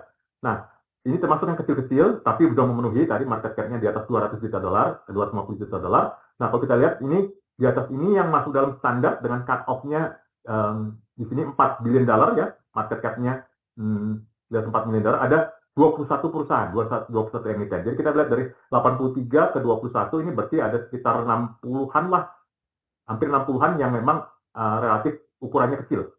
Nah, kalau di Thailand itu berarti ada 70-an lah kira-kira yang ukurannya kecil. Kemudian di sini Malaysia lebih banyak lagi yang ukurannya kecil. Jadi kalau di sini Indonesia dibandingkan Filipina misalnya masih lebih banyak Indonesia yang di ukuran standar. Nah, kita lihat di sini yang paling banyak tentunya ya China, ada India mengikuti. Nah, yang masuk dalam large cap ini adalah kriterianya harus di atas 14 billion dollar cut-off-nya. Nah, di sini Indonesia ada 11 anggotanya, di sini Thailand ada 9, Malaysia ada 5, Filipina ada 3. Jadi kita relatif besar di large cap-nya. Memang masih lebih kecil dibanding Korea yang tadi saya sebutkan, ada Taiwan 24, ada India 92, China yang besar-besar, teman sayangnya ini banyaknya adalah state enterprises, ada 211. Nah, kita bisa turunkan ke bawah di sini ada Saudi Arabia ada 17, yang large cap-nya, ini Emirat Arab 10 dan seterusnya. Dan ternyata kita juga menemukan bahwa Egypt atau Mesir itu nggak punya large cap-nya. Jadi mereka cuma punya satu perusahaan di standar dan 8 lainnya, kalau digabungkan 1 tambah 8 jadi 9 ada di small cap. Jadi mereka sebenarnya in the border. Nah, ini yang sebenarnya kalau dalam diskusi saya sampaikan saya tanya ke MSCI. Ini kalau kayak gini bukannya Egypt itu lebih mungkin jatuh ke frontier. Ya, kalau memang mereka nggak ada perbaikan ke depannya, mungkin mereka akan bisa masuk ke frontier karena membership mereka relatif sangat kecil sehingga nggak cukup representable dibandingkan market yang lain. Bagaimana Brazil kita bisa lihat di sini dengan Meksiko dan seterusnya, maka ini kita bisa lihat bahwa sebenarnya Indonesia punya ruang ya untuk bisa punya presence lebih besar ya. Ini tergantung pada kita ingin supaya lebih besar lain karena memang Indonesia pada dasarnya punya peers yang lebih dekat ke arah misalnya Brazil dan Meksiko atau ke Uni Emirat Arab atau yang lainnya ketimbang di level ASEAN. Tapi kembali lagi ini yang perlu kita jadikan ikhtiar ke depannya bagaimana supaya setidaknya di emerging market kepesertaan Indonesia bisa menjadi lebih besar. Kita maju. Nah, ini tadi ya yang saya sebut sebagai 5 step tadi, 5 langkah tadi. Global opportunity, oke, all eligibility equity listed in Bursa Efek Indonesia. Investable-nya tadi minimumnya adalah 505, kemudian free float adjustment-nya setengahnya yaitu 253. Ini ya gambarannya mengenai annualized trading value ratio. Kemudian existing-nya kalau mau masuk FES 0,15, tradingnya minimum sejak IPO ada 3 bulan.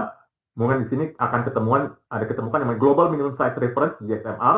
Kalau large-nya 23 billion dollar, standarnya 7 billion dollar, IMI-nya atau yang small-nya adalah 556, ini coverage-nya adalah sekitar 70% plus minus 5%, 85 plus minus 5%, 90% dan seterusnya, maka cut off-nya muncul di sini. Ini yang di SMR umum, karena kalau misalnya cut off yang secara umum adjusted berarti ada 14 billion dollar, 4 billion dollar, kemudian 528 million dollar, number of company 11, 2183, dan ini ada ukuran-ukuran yang selanjutnya. Itu sebabnya kenapa kemudian anggotanya atau membernya menjadi 83 untuk Indonesia, di standarnya ada 21, sementara large-nya ada 11. Oke, kita maju. Nah, ini petanya Ibu Bapak kira-kira. Jadi gimana cara bacanya nih, Pak Poltak? Kira-kira begini, ini full market cap, jadi nggak pakai free float adjusted, ada di sini dari kecil sampai ke besar. Nah, kemudian ini adalah kumulatifnya, kumulatif masing-masingnya. Jadi ini 20, 30, 40, 50, 60, 70, 80, 90. Ini maksudnya secara persentase. Jadi kalau 1,0 ini maksudnya 100%. 100% semuanya. Dan di sini adalah kumulatif market coverage-nya. Ini yang sudah mulai memperhitungkan di sini adalah free float adjusted-nya. Jadi kalau kita perhatikan di sini, ini cut off-nya ada di sini, rendah banget ya. Jadi pada dasarnya ini standar cut off-nya di sini, large cap-nya ada di sini. Nah, jadi yang tadi 11 itu tuh semua ada populasinya ada di sini. Tuh Pak, ada di sini. Kemudian yang standar itu ada di sini. Kemudian sisanya ini yang lebih bawah, cut off-nya di sebelah sini. Jadi kalau lebih bawah dari ini nggak akan masuk ke sini. Nah, ini sebetulnya makanya ada beberapa yang mungkin akan nyebrang-nyebrang nih dari sini ke sini. Nah, seperti apa tempat nyebrangnya kira-kira kita akan bisa lihat seperti ini Ibu Pak. Nah, ini dia. Jadi cut off-nya yang ada di border itu ya, antara mid cap sama small cap-nya, warna hijau adalah small cap ya. Ini kita bisa lihat ada row andalan Indonesia, ada Indosat, ada Goto di sini. Kemudian tapi di sini ada standar cut off-nya juga ya di sini posisi ini. Kemudian ada small cap juga yang ternyata posisinya di atas ini. Distribusinya ini akan berdasarkan review secara umum. Sementara large cap di sini yang paling dekat yang bisa kelihatan adalah Bank Negara Indonesia di sini. Nah, kalau kita mundur ke sini ya, maka kita akan bisa lihat bahwa large cap kita dengan mid cap kita itu ada terpaut ruang yang sangat lebar. Itu indikasinya adalah mungkin kita semua di pasar modal Indonesia perlu lebih banyak mendorong supaya perusahaan-perusahaan atau emiten-emiten yang di standar ini bisa nyebrang ke large cap sambil memperhitungkan mengenai free float mereka dan kualitas free float mereka.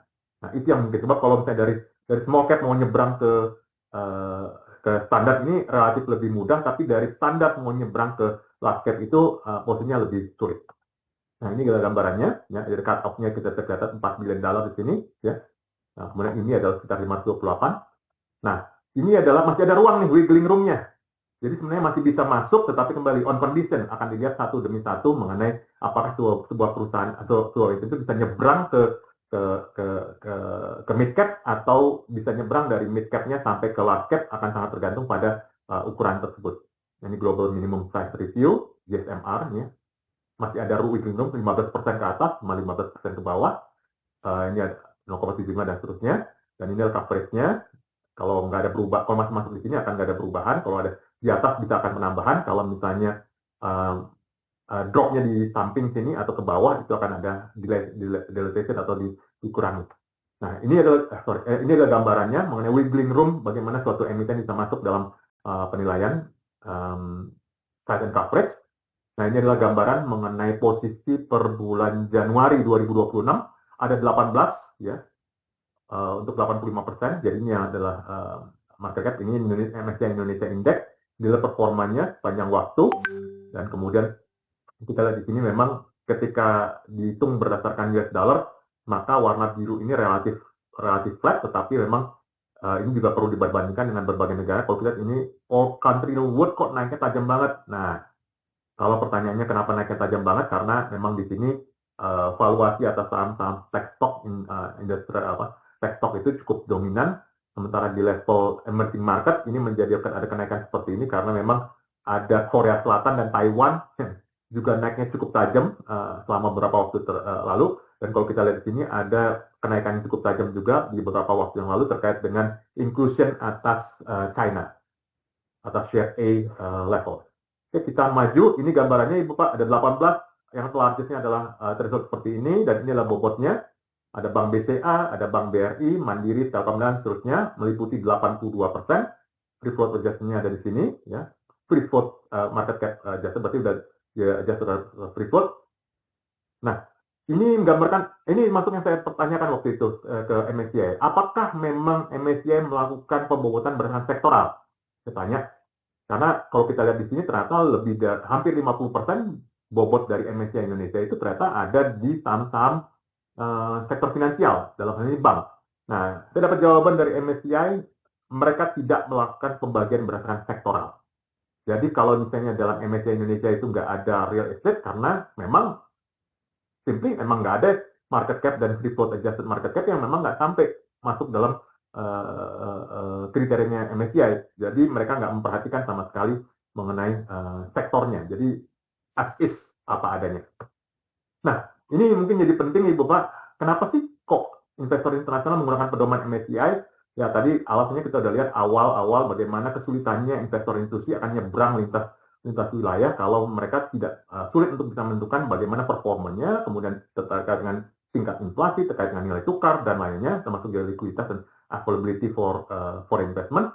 Tapi kita akan bertemu di sini kenapa ini menjadi signifikan? Karena ini Bapak investor global itu terbagi banyak, tapi dana pensiun global dari 22 ekonomi dunia itu memiliki dana kelolaan sekitar 58 triliun dolar pada akhir 2024. Nah, sementara OECD itu secara agregat dana pensiun global OECD itu memiliki dana kelolaan 69,8 triliun. Ini kok udah pakai triliun masih dolar pula. Nah, jadi ini gambarannya Ibu Pak, kalau misalnya orang tanya, apakah dunia kekurangan uang? Enggak. Dunia itu nggak kekurangan uang. Uang itu banyak banget. Tapi mereka punya masalah dengan kepercayaan. Nah, jadi kalau misalnya kita bisa amanah menjaga kepercayaan, maka kita secara prinsip nggak sulit untuk bisa dapat uang yang ada teralokasikan secara global. Nah, itu baru tadi dana pensiun. Asuransi punya 42 triliun dolar, jadi cukup signifikan. Jadi cukup jelas ya bahwa kenapa dana pensiun negara-negara ekonomi maju itu punya ukuran signifikan dan berpengaruh pada investasi global. Tadi memang mereka juga punya kesulitan, tapi mereka akan pakai alat bantu. Cara menjadikan alat bantu, yaitu MSCI dan FTSE.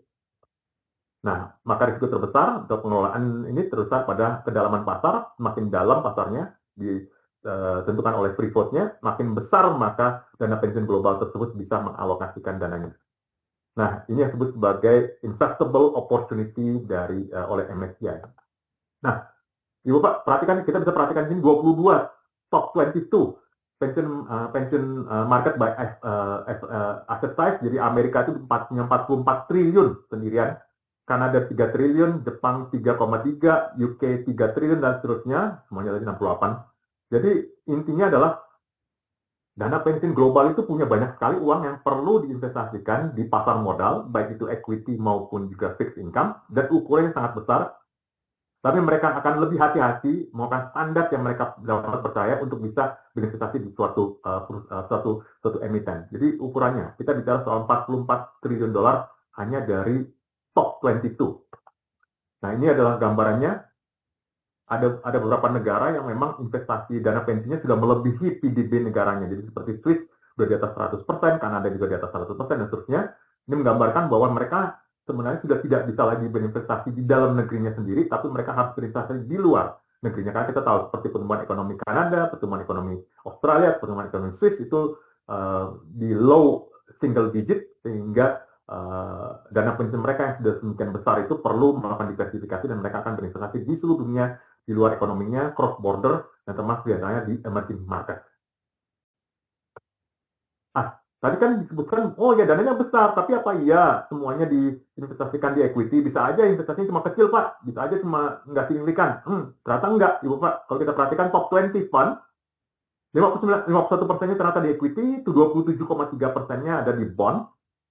Kalau di weighted average, justru angkanya makin naik, yaitu 53,1% di equity, kemudian di bonds adalah sekitar 30%, alternatifnya 17%. Itu sebabnya maka bisa disimpulkan bahwa dana pensiun global sebenarnya sangat tertarik untuk berinvestasi di equity di berbagai tempat di dunia, termasuk di emerging market, dengan syarat bahwa acuan yang digunakan untuk bisa berinvestasi di sana adalah acuan yang standar dan bisa diperbandingkan antara satu dengan lainnya. Nah, kalau tadi ini bicara mengenai pension fund, dari berbagai negara, maka ini juga kita hadapkan kompetitornya MSCI yaitu FTSE Russell. Siapa yang memilikinya? Kalau ownership-nya independen karena dia listed company. Kalau misalnya FTSE Russell dimiliki oleh London Stock Exchange Group, jadi bursa London. Kemudian AUM yang benchmark terhadap MSCI adalah sekitar 14,8 triliun. Kalau FTSE Russell 23,5 triliun. Loh, kok lebih gede FTSE ya? Oh, jangan lupa Ibu Bapak, karena FTSE Russell ini juga bagian cukup besar di sini bukan terkait dengan equity, tetapi terkait dengan fixed income. Ini kekuatannya FTSE Russell. Nah, sementara MSCI kekuatannya international emerging market, sementara FTSE Russell US domestic dalam ini Russell Index Amerika dan fixed income. Indeks yang paling terendah MSCI World, MSCI Far East, emerging market, FTSE 100, Russell 2000, WGBI atau World Global Bond Index. Reputasinya premium, lebih mahal buat subscribe-nya. ESG leader, sementara FTSE dianggap lebih komprehensif, cost effective, dan bond leader. Jadi masing-masing punya kekuatan sendiri-sendiri. Nah, inilah evolusi. Jadi bobotnya Indonesia dulu pernah cukup tinggi, sekitar 2,5, kemudian naik, kemudian turun lagi, kemudian pernah di sekitar 1% lebih tipis, kemudian naik lagi, kemudian pada 2021, dan kemudian turun lagi, dan ini posisi saat ini. Nah, jadi memang ini ada banyak gejolak di sini, karena kita lihat di sini ada China inclusion, itu berpengaruh, kemudian memang nggak ada IPO yang cukup besar, itu juga berpengaruh. Ketika ada IPO, ada kenaikan, dan seterusnya. Nah, ini yang saya sebutnya tadi, 52% bobot Indonesia ada terkait dengan finansial, yang lainnya relatif kecil. Nah, ini per November 2015 dulu ada 30 konstituennya konstituennya MSCI Indonesia, sementara sekarang tinggal 18. Jadi turun dong, iya, dari 30 menjadi 18. Bobotnya gimana? Bobotnya juga turun dari untuk emerging market dari 2,31 ya menjadi 1,14%. Dari all world dari 0,24 menjadi 0,12. Tetapi memang total market cap-nya sebenarnya mengalami kenaikan. Jadi intinya di sini kalau kita ingin supaya inclusion kita makin banyak, maka kita perlu melihat resepnya apa. Pertama, free float harus naik bagi market cap yang cukup besar, IPO-nya cukup berbobot cukup besar sehingga bisa ada supply baru, dan dengan cara seperti itu maka bobot Indonesia ke depannya akan bisa lebih meningkat dibandingkan posisi sekarang ini. Ini sekitar kilas balik tahun 2014 seperti apa. Nah, ini anggota-anggotanya bobotnya seperti apa yang ada di MSCI Indonesia tahun 2014. Jadi kita bisa lihat di sini ada Astra International, ada Bank BCA, ada BRI, Telkom, Mandiri, Perusahaan Gas Negara, Unilever, dan seterusnya, sampai dengan Bukit Asam yang posisinya paling kecil pada tahun 2014, dan sekarang ini anggotanya menjadi lebih sedikit karena memang misalnya seperti Global Mediacom, ini ada restriction atas foreign ownership atas media, maka akan kena FIS-nya, foreign inclusion-nya akan terdiskon sehingga mereka nggak bisa masuk ke dalam perhitungan secara umum. Nah, ini yang mungkin bisa menjadi refleksi kenapa kok tiba-tiba di tahun 2026 ini atau sebenarnya awal 2026 ini terdapat teguran kenapa market Indonesia dianggap berbeda, karena kalau kita lihat dari tahun 2010 antara MSCI Indonesia dan Jakarta Composite Index pada dasarnya masih MSCI Indonesia masih lebih perform di atas ya secara indeksinya, sama seperti naik turun dan seterusnya. Tetapi yang menjadi unik adalah tahun 2025 ini terjadi penurunan. Tapi ada pola di sini bahwa IISG Jakarta Composite ini ternyata sudah bisa melampaui dari MSCI Indonesia, dan ketika gap-nya makin melebar, ini yang menjadi permasalahan bagi banyak pihak. Itu yang sebutnya tadi. Ini IISG atau Jakarta Composite Index ini cuma isinya apa aja nih. Lebih banyak didorong oleh saham-saham yang secara free float adjusted ternyata nggak sesuai dengan kriterianya MSCI. Itu sebabnya kenapa MSCI menyampaikan, karena seperti tadi MSCI punya kepentingan supaya investasi atas indeks yang ada di Indonesia dan di berbagai pasar lain itu objektif adjusted terhadap free float, dan ini yang mereka tidak lihat atas IISG atau Jakarta Composite Index. Ini gambaran mengenai Indonesia dibandingkan negara-negara berkembang di sekedar threshold-nya dan akumulasi ke depannya. Ya. Nah, ini tentu pertanyaan, di mana Indonesia bisa meningkatkan alokasinya? Satu, peningkatan free float, terutama pada emiten-emiten yang kapitalisasinya besar. Kita tahu tadi kan ada kapitalisasi, ada cut off-nya di $500 juta. Jadi kalau di bawah 500 juta dolar, ya mau free float berapapun juga MSCI nggak akan ngelirik gitu. Tapi kalau emiten dengan kapitalisasi besar di atas 500 juta dolar, free float akan menjadi cukup berpengaruh. Kemudian di sini IPO dengan free float yang lebih besar itu akan lebih efektif untuk meningkatkan inklusi dibandingkan IPO yang kecil atau free float-nya rendah. Nah, ini perlu ada peningkatan likuiditas pasar, perbaikan infrastruktur, ya, penurunan ukuran lot, kemudian bid ask spread, kemudian market impact, ketersediaan block market, ini yang saat ini kita juga lihatkan, kemudian ketersediaan short selling, kemudian hedging, dalam hal ini derivatif, itu termasuk yang jadi berpengaruh, aturan mengenai liquidity provider, itu juga itu termasuk di dalam bagaimana Indonesia bisa meningkatkan alokasi di free float. Nah, di sini perbaikan atau disclosure ini juga menjadi penting karena pelaporan ini menjadi penting ya Ibu Pak. Jadi kalau misalnya beberapa waktu lalu saya sempat mendengar bahwa apakah MSCI itu menerima suggestion dari berbagai pihak? Enggak. Secara umum MSCI menyatakan bahwa mereka hanya bisa melakukan penilaian hanya atas informasi-informasi yang tersedia secara publik tanpa restriksi. Jadi kalau misalnya pengumuman mengenai 1% yang non-disclosure tadi itu diumumkan di websitenya Bursa Efek Indonesia atau websitenya KSE atau manapun, itu memang harus bisa tersedia kepada setiap pihak. Jadi nggak boleh itu pakai misalnya berlangganan atau hanya tersedia pada beberapa pihak yang tidak bisa diakses. Jadi harus tersedia, dan ini syarat berikutnya harus data tersedia dan secara digital ya, dan juga otomatis, jadi bisa diupdate secara continue. Nah, ini yang menjadi syarat dari MSCI. Kemudian juga kalau untuk bisa meningkatkan alokasi, mekanisme buyback, ini mungkin perlu diperbaiki karena kita tahu dari buyback tadi, kalau masuk dalam saham treasury akan dicoret sebagai free float di mata MSCI. Nah, satu yang menjadi penting adalah MSCI tidak memperhatikan valuasi absolut dan relatif. Jadi kalau misalnya ada orang bertanya, ini MSCI ini kok ada sih yang PE ratio-nya gede banget? Ya mohon maaf, memang MSCI tidak memperhatikan apakah itu price to book ratio ataupun price to earning ratio. Maka menjadi tugas bursa untuk menyaring hal tersebut terkait dengan price discovery yang perlu diperbaiki. Makanya kenapa ada ketentuan mengenai short selling, misalnya availability for short selling, lending borrowing, dan juga terkait dengan block market supaya price discovery-nya menjadi semakin besar, dan selain tentunya aturan liquidity provider. Nah, ini ya yang saya kutip ya dari dokumen tahun 2021, apa saja yang perlu diperhatikan Indonesia untuk bisa meningkatkannya: equal right to foreign investor, foreign exchange market liberalization level terkait dengan rupiah, ada information flow, bahwa detail stock market information not always disclosed in English. Nah, clearing and settlement of overdraft facility for foreign are prohibited, ini yang perlu diperbaiki, transferability in kind, stock lending, stock selling. Jadi kalau ada yang nanya, ini Pak Poltar ini datang dari mana nih rekomendasinya? Ini rekomendasinya datang dari dokumennya MSCI sendiri yang sudah disebutkan bagaimana rilis Juni 2021. Oke, kesimpulannya Ibu Pak, MSCI dan FTSE berdasarkan metodologi yang digunakan, jadi tolok ukur kedalaman pasar ini faktor risiko yang paling besar karena mereka berorientasi pada dana pensiun, investor global jangka panjang.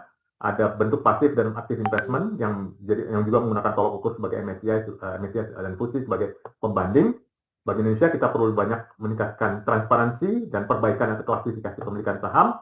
Dan apa yang terjadi di Indonesia sebenarnya juga pernah mirip-mirip ya, pernah terjadi di India pada tahun 2022 ketika market irregularitas semakin besarnya, tapi memang kemudian SEBI atau SEC-nya India itu melakukan pembenahan secara substansial, dan pada tahun lalu India bisa mencatatkan capital inflow dari foreign secara cukup signifikan, lebih besar dibanding emerging market lainnya. Jadi kalau kita pada kesempatan seperti ini bisa meningkatkan kualitas kita bisa memperbaiki transparansi, accountability, klasifikasi tadi, maka kita harapkan dalam beberapa tahun ke depan, maka arus modal ke Indonesia pun bisa akan meniru apa yang terjadi pada India sesudah mereka melakukan perbaikan pasar modal mereka secara komprehensif. Oke, itu Ibu Bapak yang bisa saya sampaikan. Mudah-mudahan memang sangat teknis ya Ibu Bapak, tapi kembali lagi ini yang mungkin bisa jadi resep-resepnya Bu Lili ya. Resep-resep ini kalau kita mau naikin nih akan bisa seperti apa, kalau kita naikin kita dapatnya apa gitu kan. Nah, itu jadi penting karena semua kan bertanya, nah what's in it for me? Saya dapat apa nih? Nah, kalau misalnya ternyata lebih banyak inclusion kita, lebih banyak investor institusi bisa berperan, ini termasuk yang saya sampaikan ke teman-teman di Dana Pensiun Indonesia (ADPI), Bapak Ibu sebenarnya kan nggak ada handicap terhadap foreign resident kan. Jadi sebenarnya dengan pakai standarnya MSCI aja, Anda bisa menang terhadap investor global yang punya handicapnya di sisi nilai tukar dan lainnya. Anda nggak. Jadi sebenarnya kegunaan dari ini adalah apa yang baik bagi investor institusi internasional akan juga baik bagi investor institusi lokal kita, opportunity. Nah, ini Ibu Pak, masuk ke Bu Lili nih. Gimana nih kita bisa bantu nih ya investor institusi lokal kita supaya bisa lebih perform, dan ini akan bisa menciptakan stabilitas pasar yang lebih baik karena mereka punya orientasi yang jangka panjang. Ini pasti tanggung jawab kita bersama lah untuk bisa membangun pasar modal kita. Kira-kira begitu sih Ibu Bapak. Saya kembalikan Bu Lili, silakan Bu. Ya, terima kasih banyak ya Pak Poltak, luar biasa ya. Wow, 1,5 jam lebih. Ini pesertanya juga di atas 200 Pak, jadi banyak sekali peminat. Memang sangat teknis ya, sangat teknis. Menarik lah ya bagi yang memang punya minat ya, hitung-hitungan seperti begitu, tahu jalan ceritanya dan cara hitungnya itu pasti sangat-sangat menarik ya Pak ya. Pak Poltak ya, terutama bagian research gitu ya. Dari pemaparan Pak Poltak sih sudah clear ya mengapa MSCI itu penting ya, indeks ini gitu bagi Indonesia gitu ya, karena itu kan di follow oleh passive fund ya internationally gitu ya. Jadi ya pastilah sementara Indonesia kan memang masih membutuhkan foreign investor ya Pak ya. Betul ya.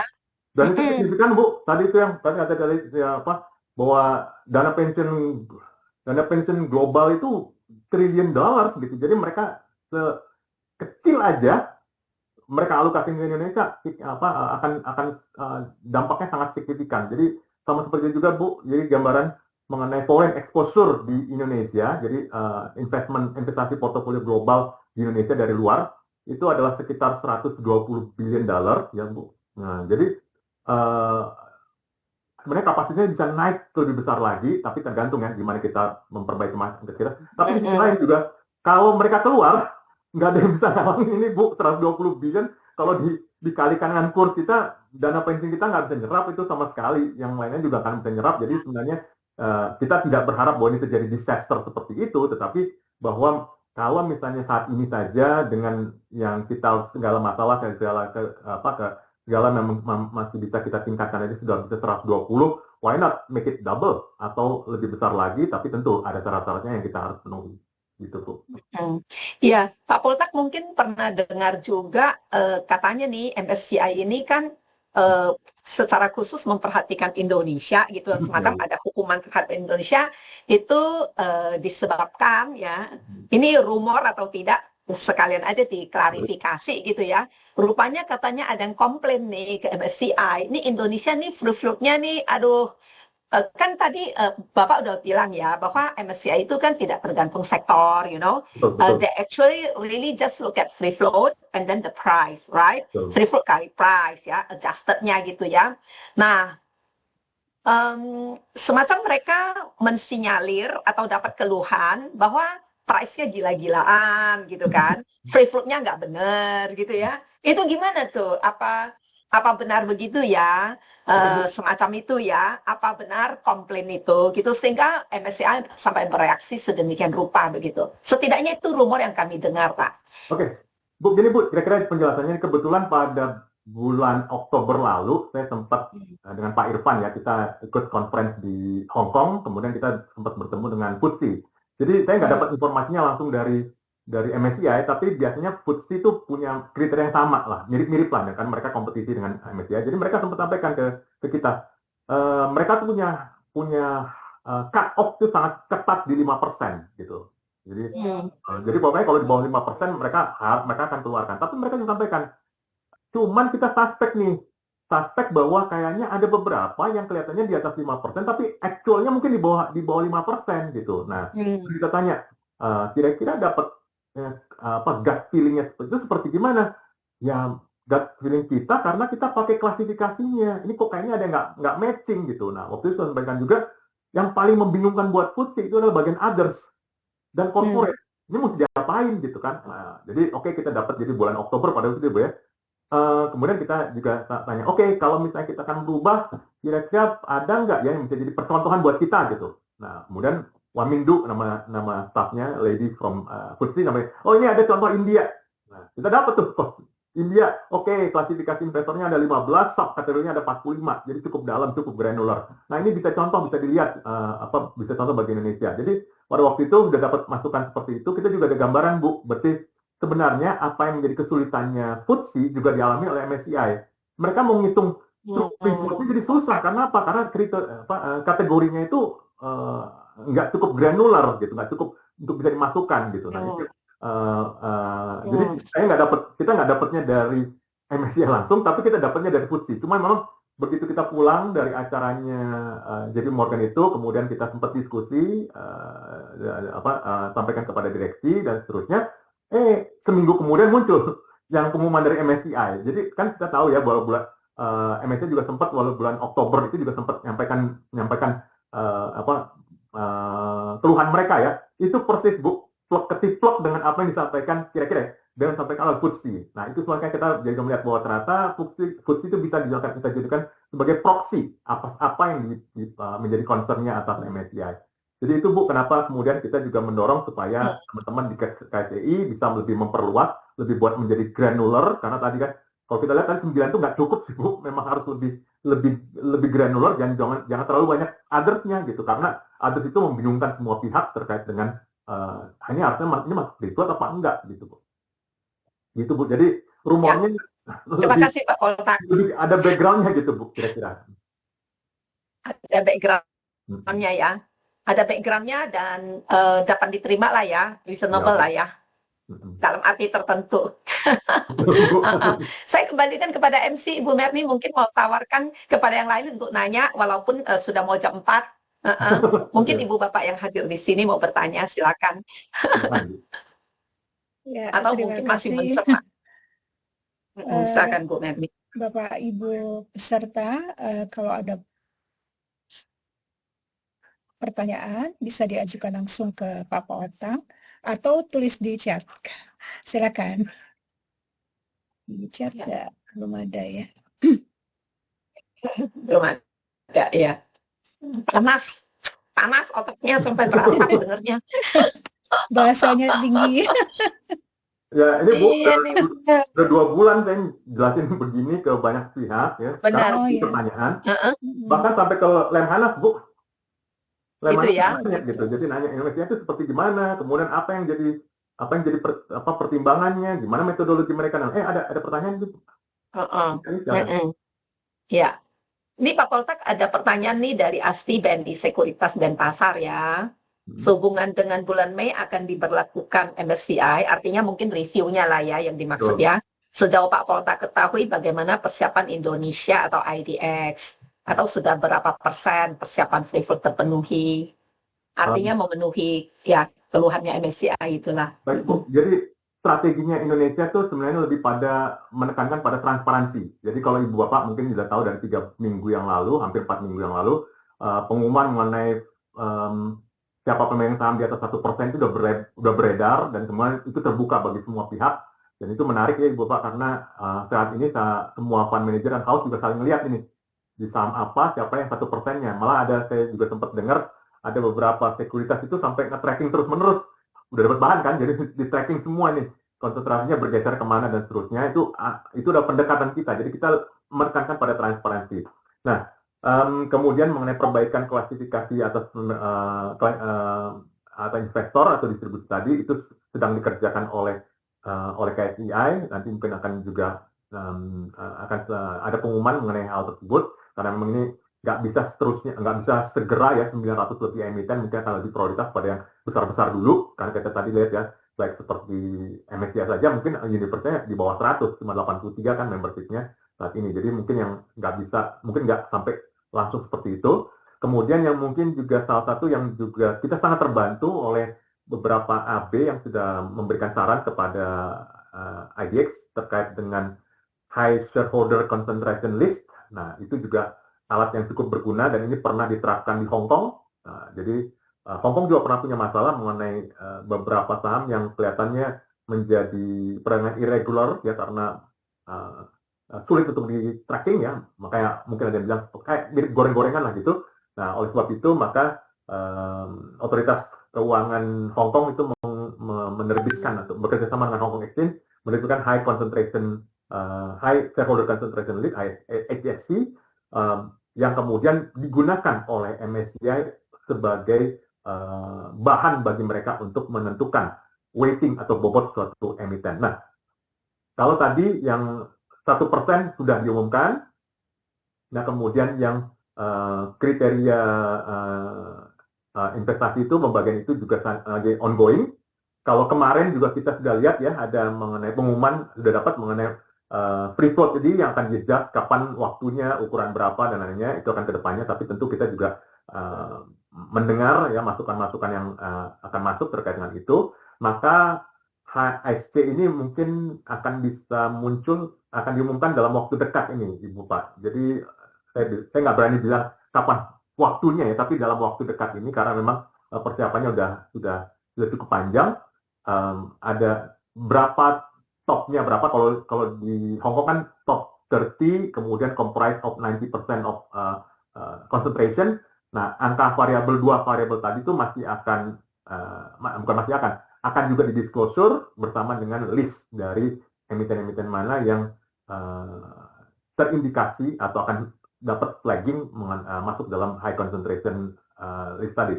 Kalau memang ternyata bedanya dengan Hong Kong, kalau misalnya emiten tersebut secara gradual bisa memperbaiki concentration mereka makin menurun, maka mereka akan flagnya akan di flagging, jadi mereka akan bisa ditandai dan kemudian akan bisa ada lebih banyak keleluasaan. Tapi kalau masih tetap ya akan terus ada flagnya akan muncul. Ini berbeda dengan pendekatan di Hong Kong di mana flag itu lebih bersifat permanen gitu. Nah, ini yang kita hindarkan juga karena kita juga ingin perubahan itu base year itu muncul dari mekanisme pasar. Jadi pertanyaan Ibu tadi ya, secara umum kita diskusi dengan berbagai pihak, dengan MSCI ada secara sudah beberapa kali terjadi berlangsung, dan kita juga apa yang kita tawarkan, apa yang kita kerjakan itu juga adalah sesuatu yang dilakukan di pasar lain, jadi bukan karena kita mau-maunya kita aja, dan itu sudah terbukti efektif untuk meredam beberapa masalah yang terkait dengan market irregularities apakah di India maupun di Hong Kong. Jadi kalau tadi pertanyaannya, sebentar ya, mana lagi? Kalau tadi pertanyaannya, persiapannya kita sudah bersiap, nggak bisa bilang free float-nya, persiapan free float ini kan separate ya, harus dilihat, dan pengumumannya udah dari kemarin. Tapi ini kita akan gradual melihatnya tergantung dengan market cap yang ada. Kira-kira sih begitu Bu Asti yang kita bisa dari IDEX yang kita bisa sampaikan mengenai progres.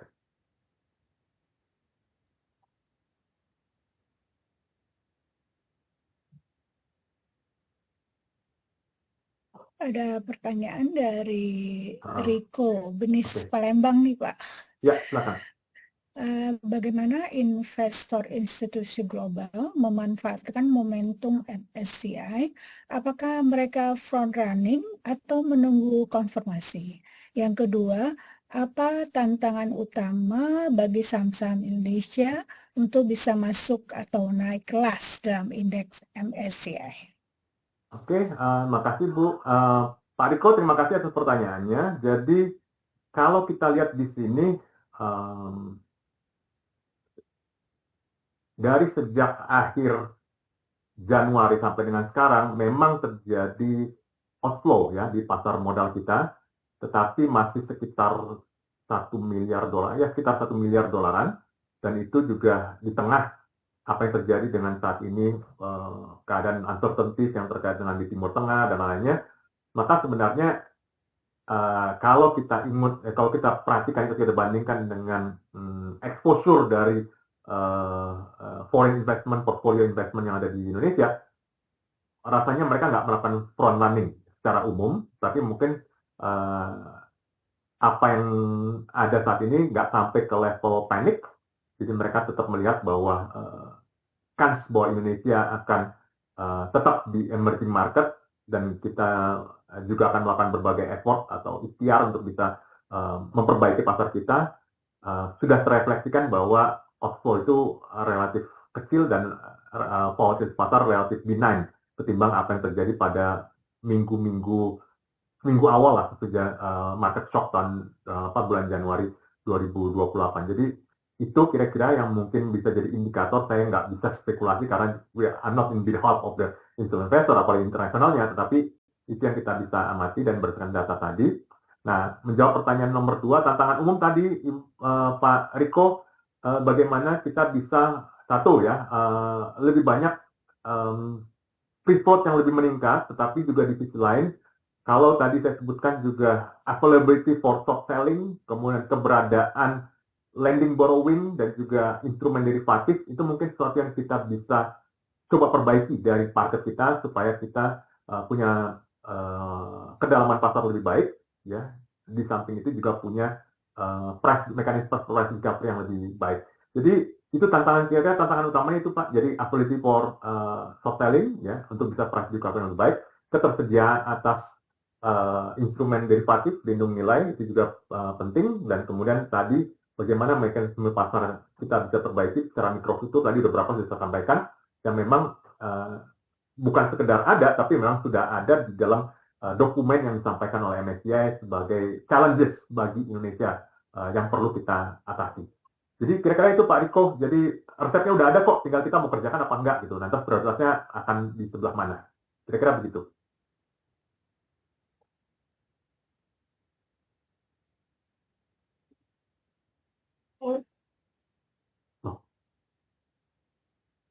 Ada lagi nih Pak, Oke, ada. dari Ibu Dewi Susanto. Bagaimana MSCI menilai keterbukaan informasi dan transparansi kepemilikan saham publik di Indonesia? Nah, terima kasih Bu Dwi. Pada dasarnya MSCI melihat apa yang dikerjakan, apa yang dilakukan, karena memang yang kita sampaikan juga adalah informasi publik, ya. Bapak ya, maaf. Pak Dwi, jadi keterbukaan informasi itu kita sudah lakukan, dan kemudian perbaikan-perbaikan yang kita lihat juga efektif di pasar lain juga kita sudah kerjakan. Tapi kembali lagi, penilaian itu nanti akan munculnya bulan Mei gitu, karena sesuai dengan apa yang disampaikan oleh MSCI, dan MSCI sendiri mungkin pendekatannya lebih stoik, ya. Jadi nggak sampai pada memuji misalnya atau yang lainnya, tapi ya lebih mungkin tadi ya bahwa progres yang ada perlu tetap ditingkatkan, karena memang di sisi lain juga perubahan ini juga nggak mudah, karena tadi mungkin akan ada emiten yang mungkin bobotnya akan berkurang, tapi ya jangan sampai drastis. Kalau drastis juga bisa menciptakan market volatility juga, tapi ya setidaknya momentumnya akan ada, dan ini yang kita harapkan bisa terpelihara, sehingga ya harapan kita semua bahwa investor institusi global itu cukup betah untuk berinvestasi di Indonesia dan tertarik dengan investasi portofolio Indonesia, dan itu akan bagus bagi kedalaman pasar kita juga, dan juga bagus bagi emiten-emiten kita. Jadi itu sih sebenarnya menjadi harapan. Jadi kalau penilaian, saya rasa saya nggak bisa mengatasnamakan MSCI untuk menilai, tapi semua yang sudah kita lakukan itu adalah sesuatu yang juga sudah proven atau terbukti bisa meningkatkan transparansi di pasar yang lain. Gitu kira-kira Pak Dwi.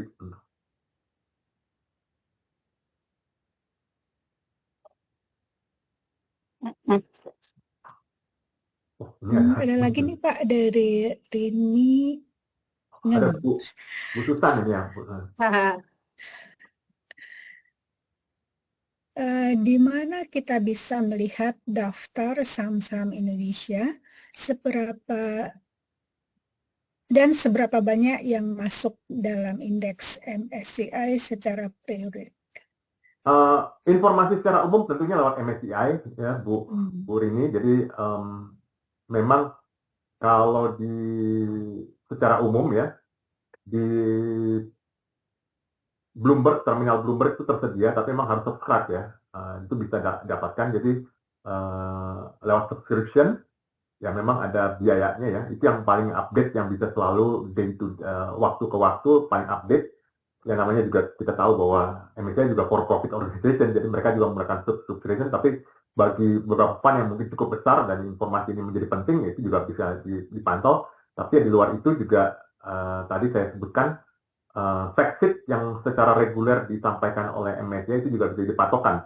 Bobotnya berapa, kemudian habis itu yang saya sebutkan tadi, fact sheet yang tadi yang Januari itu saya dapat dari website MSCI. Jadi kita bisa lihat beberapa nama yang ada di situ, berapa threshold cut-off-nya juga kita bisa lihat dalam billion dollar. Jadi sebenarnya kita secara tidak langsung juga bisa hitung sendiri kira-kira berapa yang masuk, berapa yang enggak, dan kira-kira akan berubah atau enggak. Kira-kira begitu, Bu Rini. Jadi memang tadi ya, bisa lewat subscription atau ya tadi kita secara tidak langsung melihat dari fact sheet yang di-issue atau diterbitkan oleh MSCI secara reguler.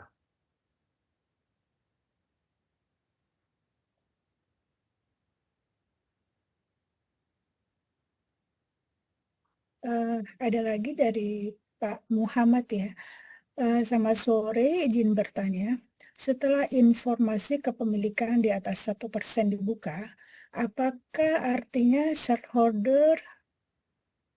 shareholding di atas 1% akan otomatis dikeluarkan dari perhitungan free float oleh MSCI? Oke, mungkin begini Pak Muhammad, yang mungkin saya klarifikasi bahwa shareholding yang 1% di atas shareholding itu adalah sifatnya sebagai informasi umum, publik, jadi semua bisa nangkap.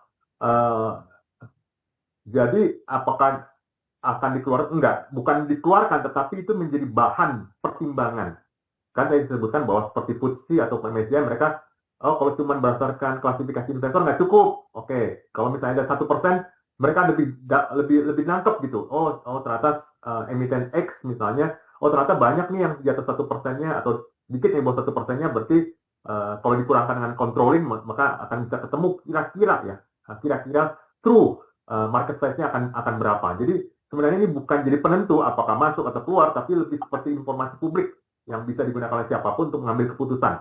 Apakah itu dia FTSE, apakah dia MSCI, apakah Bapak Ibu sendiri atau yang lainnya. Jadi ini yang kita harapkan bisa menjadi bahan baku atau bahan dasar bagi kita untuk memutuskan investasi kita terkait dengan seberapa besar yang berada di atas 1% dan di luar dari saham-saham pengendali. Kira-kira begitu. Jadi bukan untuk jadi kriteria secara umum akan dikeluarkan atau dimasukkan, tapi lebih sebagai pertimbangan kita mengenai emiten tersebut apakah tersebar atau terkonsentrasi pemilikannya.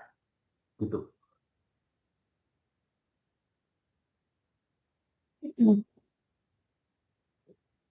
Cukup kali ya, Bu Mermi. Udah jam 4 lewat. Ya. Ya, kayaknya sih sudah nggak ada lagi nih Pak Poltak. Oke. Ya. Oke. Ada Pak Bitara, ada Ibu Miming, ada Ibu, ya luar biasa. Ada Ibu Miming, juga Pak Poltak. Ibu Susi Selamat juga ada. sore Bu. Ya. Iya Pak. Bu Lili. Ya, silakan. Oh ya Pak Bitara, hai.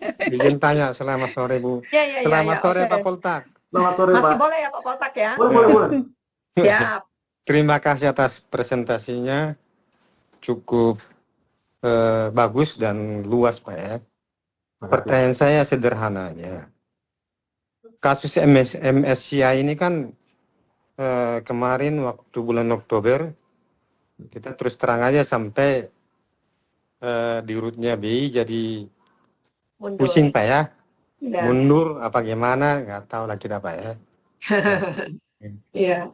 Sesuai dengan bahan presentasi Bapak tadi, MSCI ini kan mulai bekerja sejak tahun 2009 Pak ya? 69. Ini ya untuk standarnya nih 2009 Pak ya? Apa udah lama sekali gitu? Udah lama Pak. Oke. Sejak Bursa Efek Indonesia berdiri, masalah ini kan tidak ada masalah Pak ya. Direktur yang sebelumnya. Sebenarnya yang bertanggung jawab untuk menyediakan seluruh dokumen data-data yang diperlukan MSCI itu untuk berhubungan dengan mereka itu tugasnya siapa Pak? Tugasnya OJK apa tugasnya Bursa Efek Indonesia? Itu pertanyaan saya. Jadi sehingga untuk yang akan datang kan seolah-olah kemarin kan kesannya seolah-olah tidak mau tahu nih bursanya. Gitu. Sebenarnya ini tanggung jawab siapa? data-data yang diperlukan. Menurut Pak Poltak tadi sebenarnya